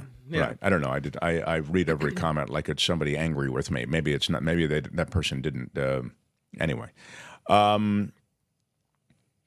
do you have time for the clip of James Earl Jones on Big Bang Theory? Well, I leave this to you, Tony. You're the one who scotched it the first time. Thanks, Tony. Why can't I run my Big Bang Theory with James Earl Jones? Can I? I was actually going to let you know during Kim's news they're ready. I have them both ready. All right, come on. That's Tony. Thanks, Tony. Well, let's do it before Kim's news. All right. This is James Earl Jones as we see him show up on Big Bang Theory. Go ahead. You don't need to know anything to appreciate this clip. Sheldon sees. Let me guess. You like Star Wars. You know, yes. I've been in other movies. He's nodding yes again. But you don't care about those, do you? He's nodding no, I don't care about it. James Earl Jones is... I have one thing to say to people like you. I like Star Wars, too. Care to join me? Thank you. My friend Leonard said if I bothered you while you were eating, you'd think I was a creepy stalker. Well, your friend Leonard sounds like a real weenie. He is, Mr. Earl Jones. He is. He is Mr. Earl Jones. That is a little bit of the Big Bang Theory clip. Smash the like button like a boss. Smash it. Oh, with you your got more? iron Go. rod. Here's a little bit more. Tony's really going to bat. Go ahead. This is James Earl Jones and Understand Sheldon. what we're doing. Whose house is this? Carrie Fisher. And she's a little crazy, so get ready to run.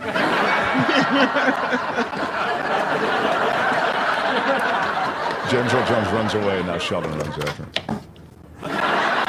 Carrie Fisher comes up with a baseball bat. It's great. Really great. It's not funny anymore, James.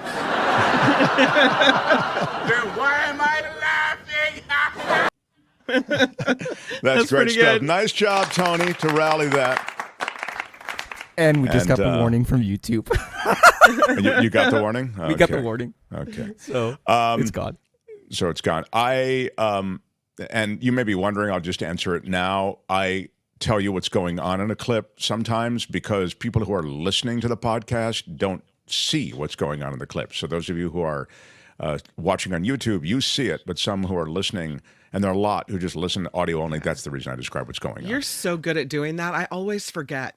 I'm just, doing what I'm doing, but you always describe it for people. You're really good at remembering to do that. Well, thank you, Kim. A rare compliment. Kim, how are you? From Kim. Yeah. It's always impressive to me. I'm like, oh, that's how I need to do it. Listen to him. He's awesome. You see, Tony, I think we should have let her talk. Tony feels, just clamp you down and turn your mic off. Thanks, Tony. But I think no. I think you got a lot of good to contribute to the show. Particularly when you're complimenting me. All right, Kim's news, and we continue. So cool that we rallied that. Rest in peace, the great James Earl Jones. Yeah. Mark Thompson Show. The Mark Thompson Show.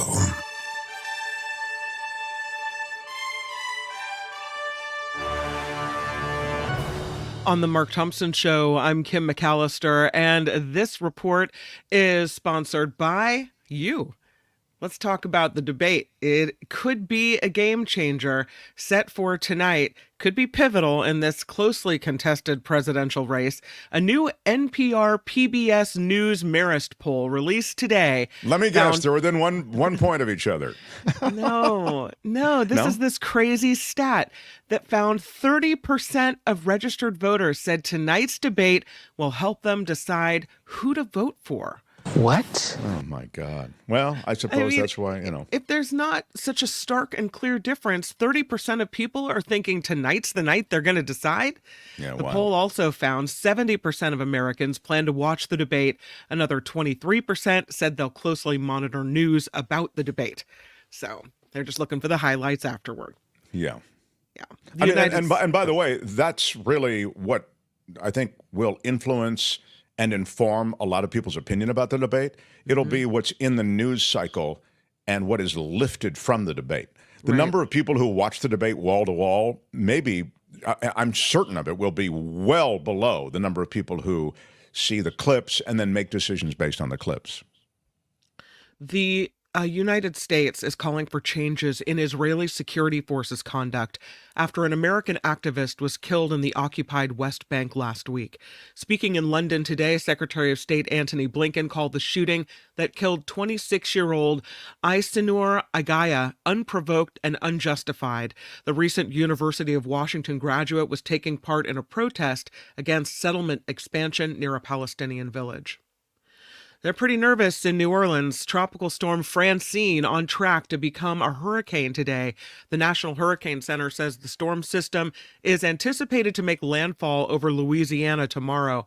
The system strengthened into a tropical storm yesterday. It is forecasted to be just offshore of the coasts of northern Mexico and southern Texas today.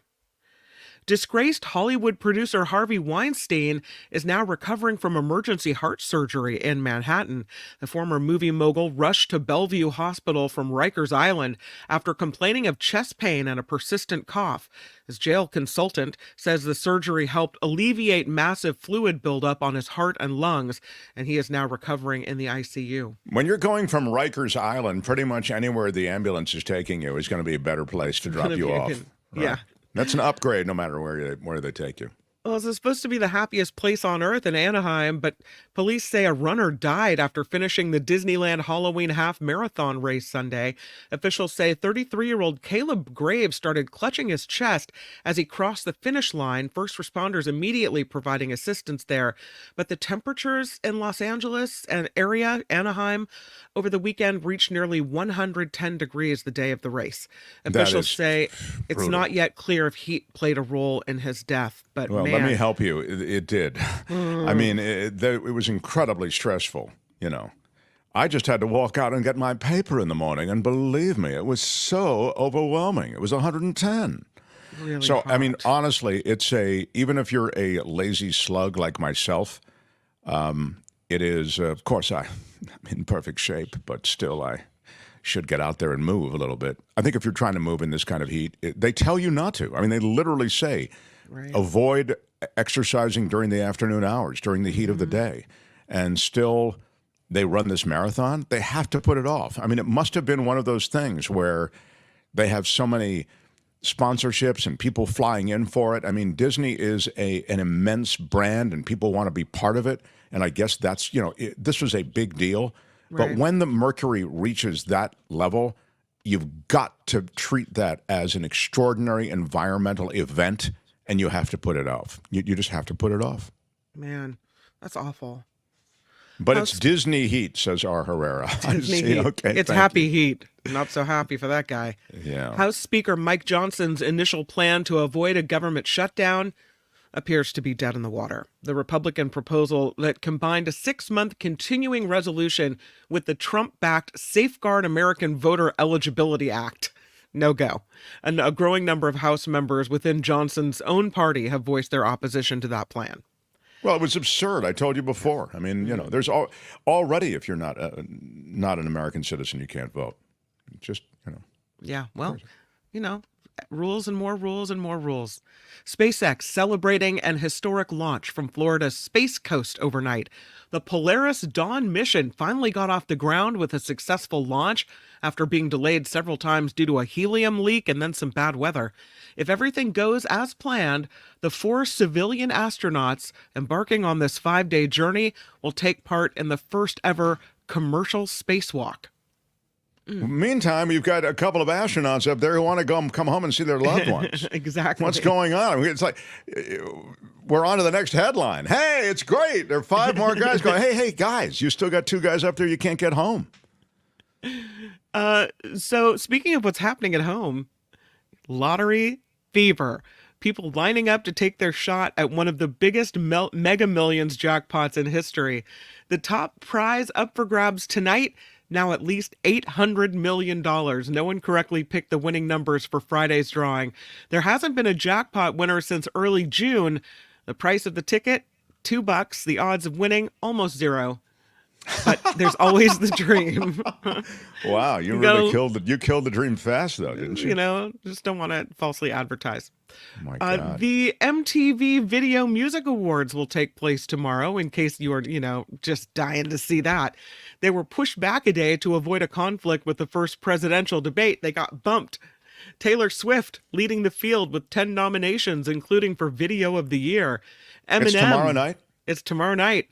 Eminem set to open the show. Other performers include Camila Cabello, LL Cool J, Katy Perry, Chappell Roan, and Glorilla.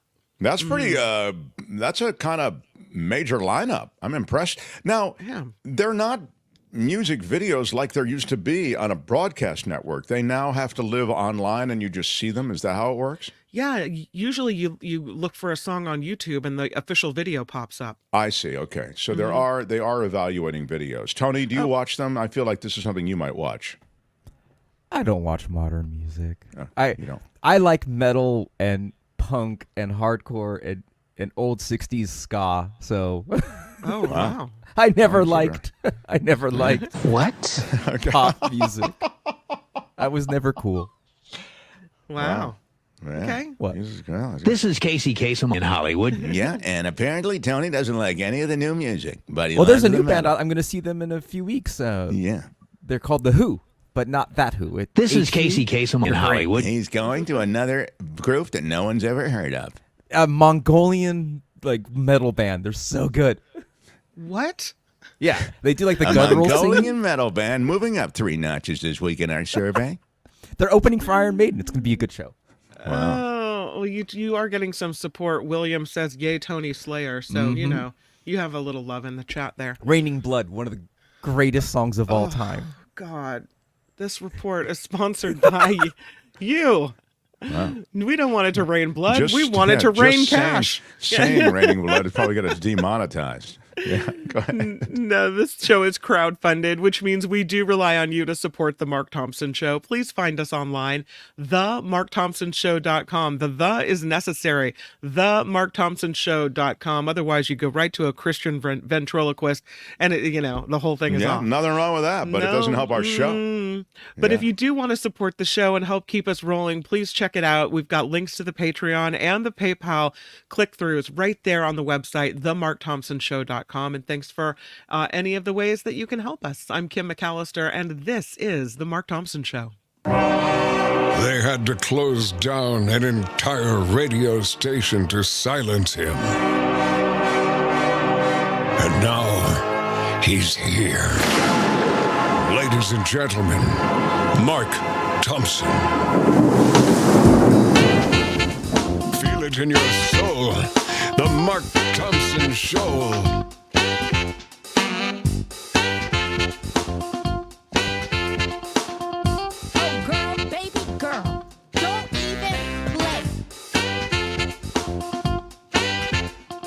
We'll do it live. I'll write it and we'll do it live.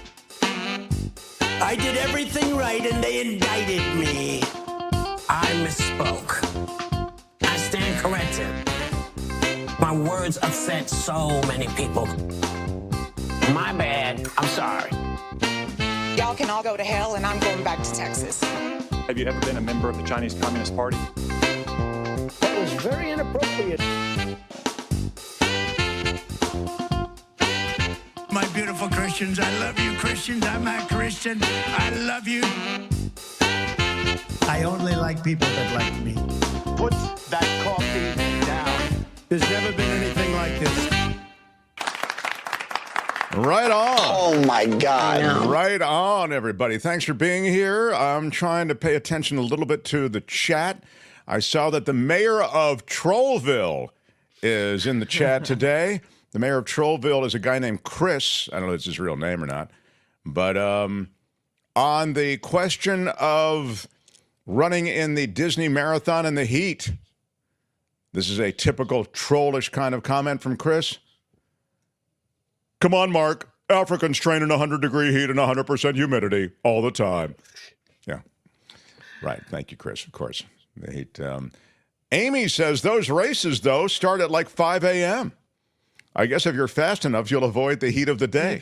I don't think this race started at 5 a.m. Maybe, but we can find out. It usually does. The Disney they start at 5 a.m.? Yeah, because they run through the park. They kind of go through the parking lot, the park, and then they get out, essentially before the park opens. Wow, great knowledge from Amy and great knowledge from Tony. Thanks, Tony. I'm giving you both mad respect today, Amy and Tony.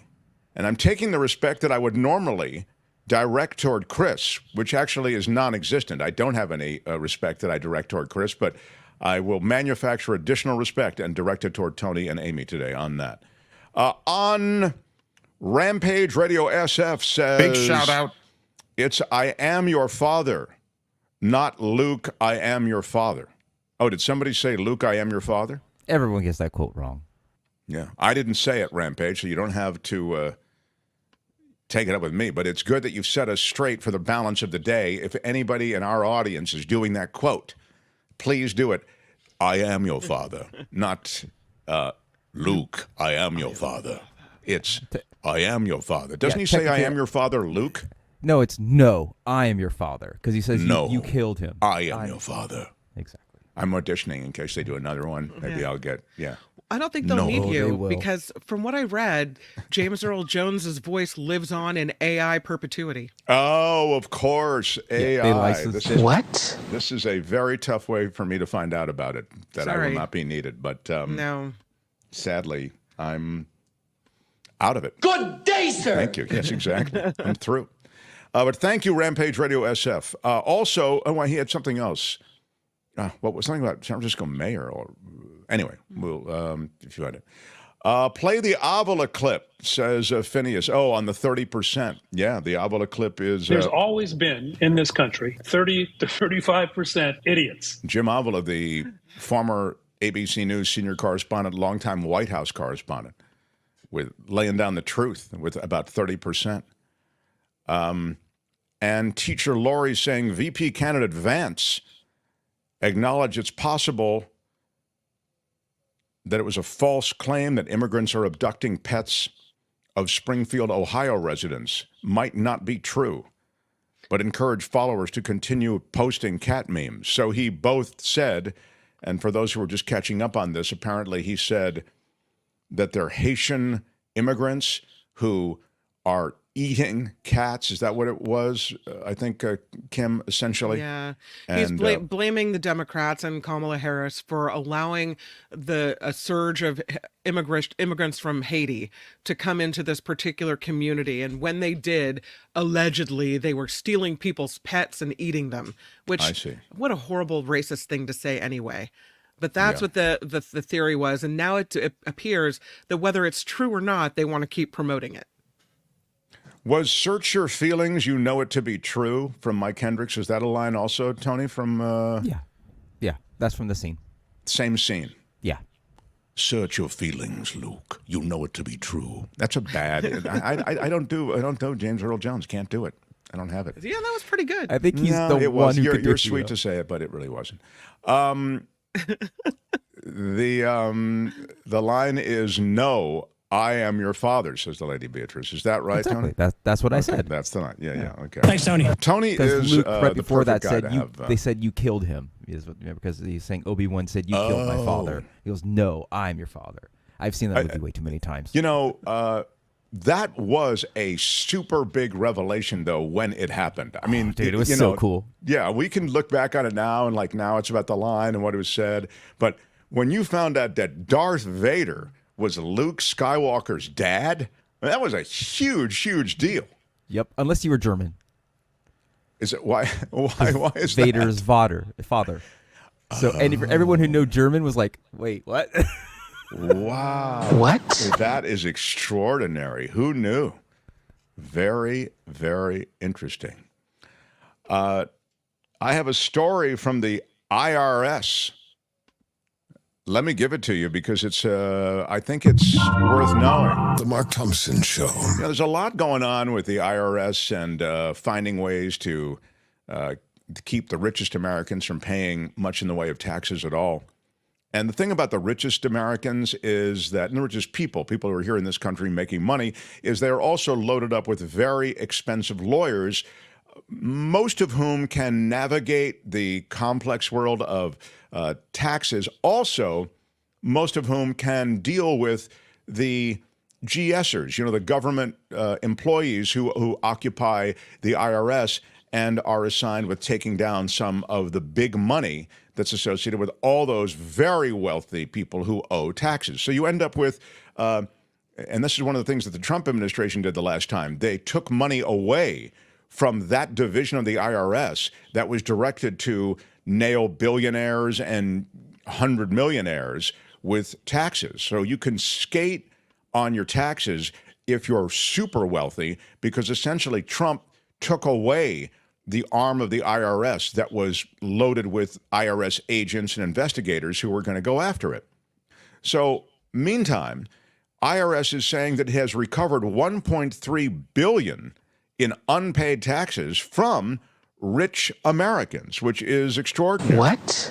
They said that they have recovered all of this from high-income Americans who had either failed to file their returns or who hadn't paid what they owed.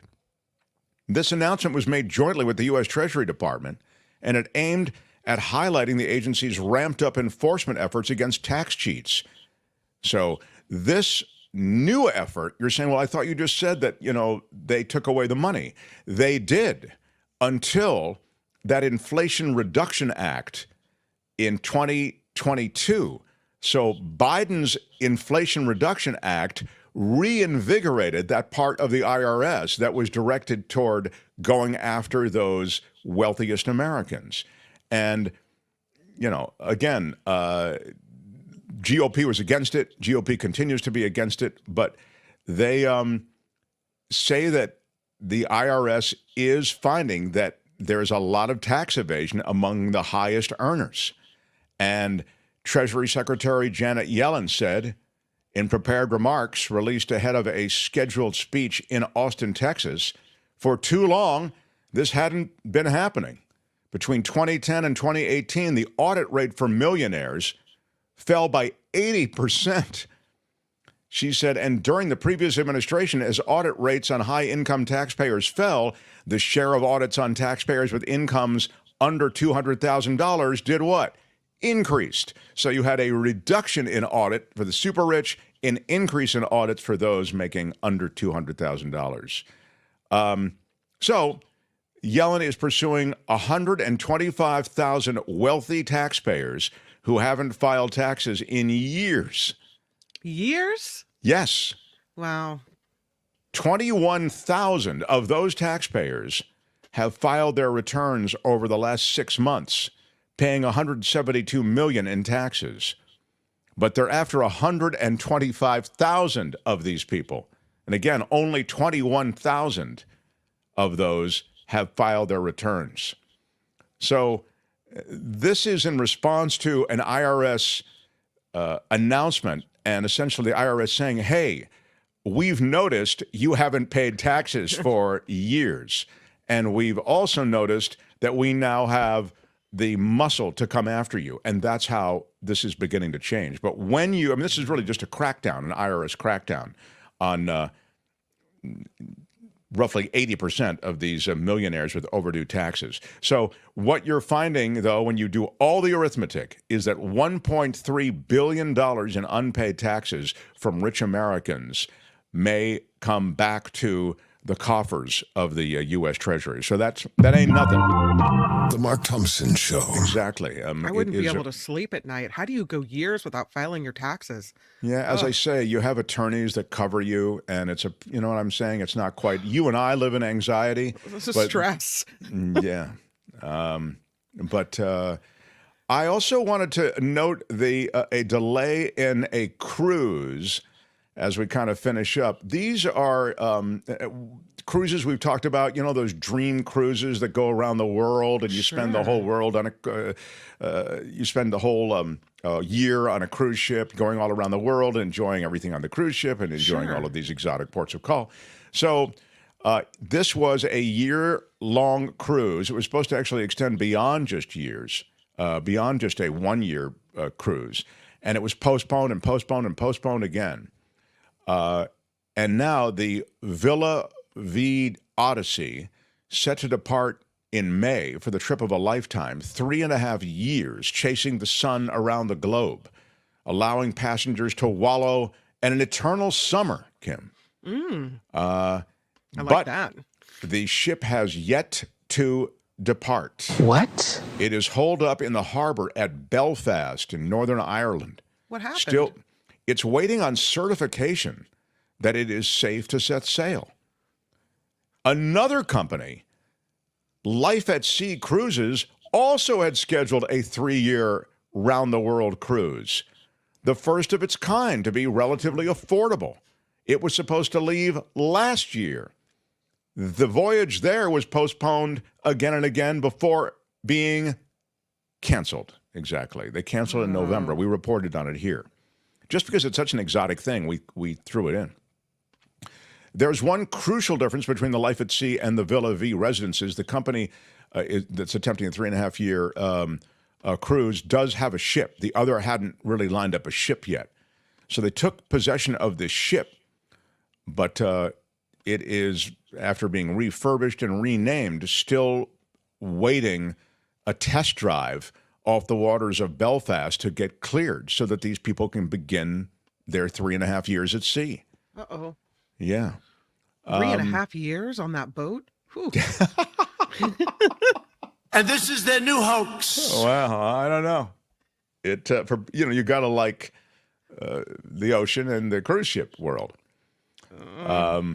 But it's expensive. I believe they are charging $100,000 for a cabin on board. But your charge may vary based on the delay. Maybe you can get a better deal. But they are awaiting certification. It still may happen. But this world where you kind of get on board the really pretty ships and you spend a lot of time on them, maybe it's like living in a hotel maybe. And you wake up in that hotel and every few days you're in a different place. Maybe it's a good thing. I mean, you get travel, if they possibly, usually on cruises, don't they, all your meals are included? Yeah. So, I mean, maybe it sounds more expensive than it really is, All of a sudden, Kim is on board. All your life is paid for. I'm just not getting on that boat for 3.5 years. There's no way, Jose. Well, noted. If we get an extra ticket, we don't talk The Mark to Kim. Thompson Show.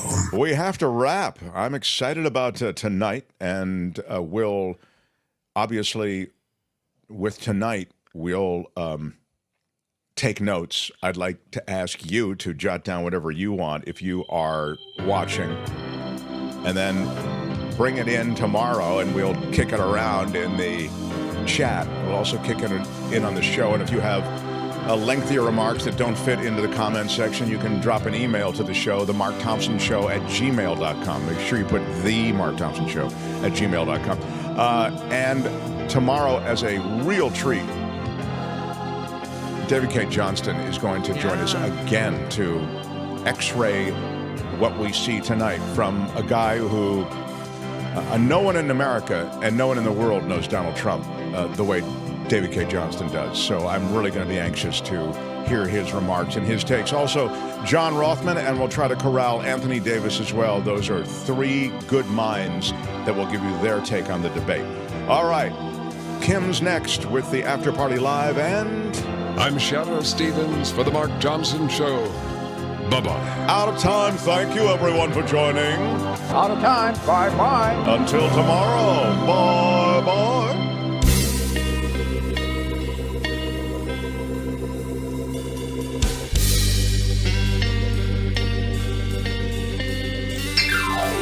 Thank you.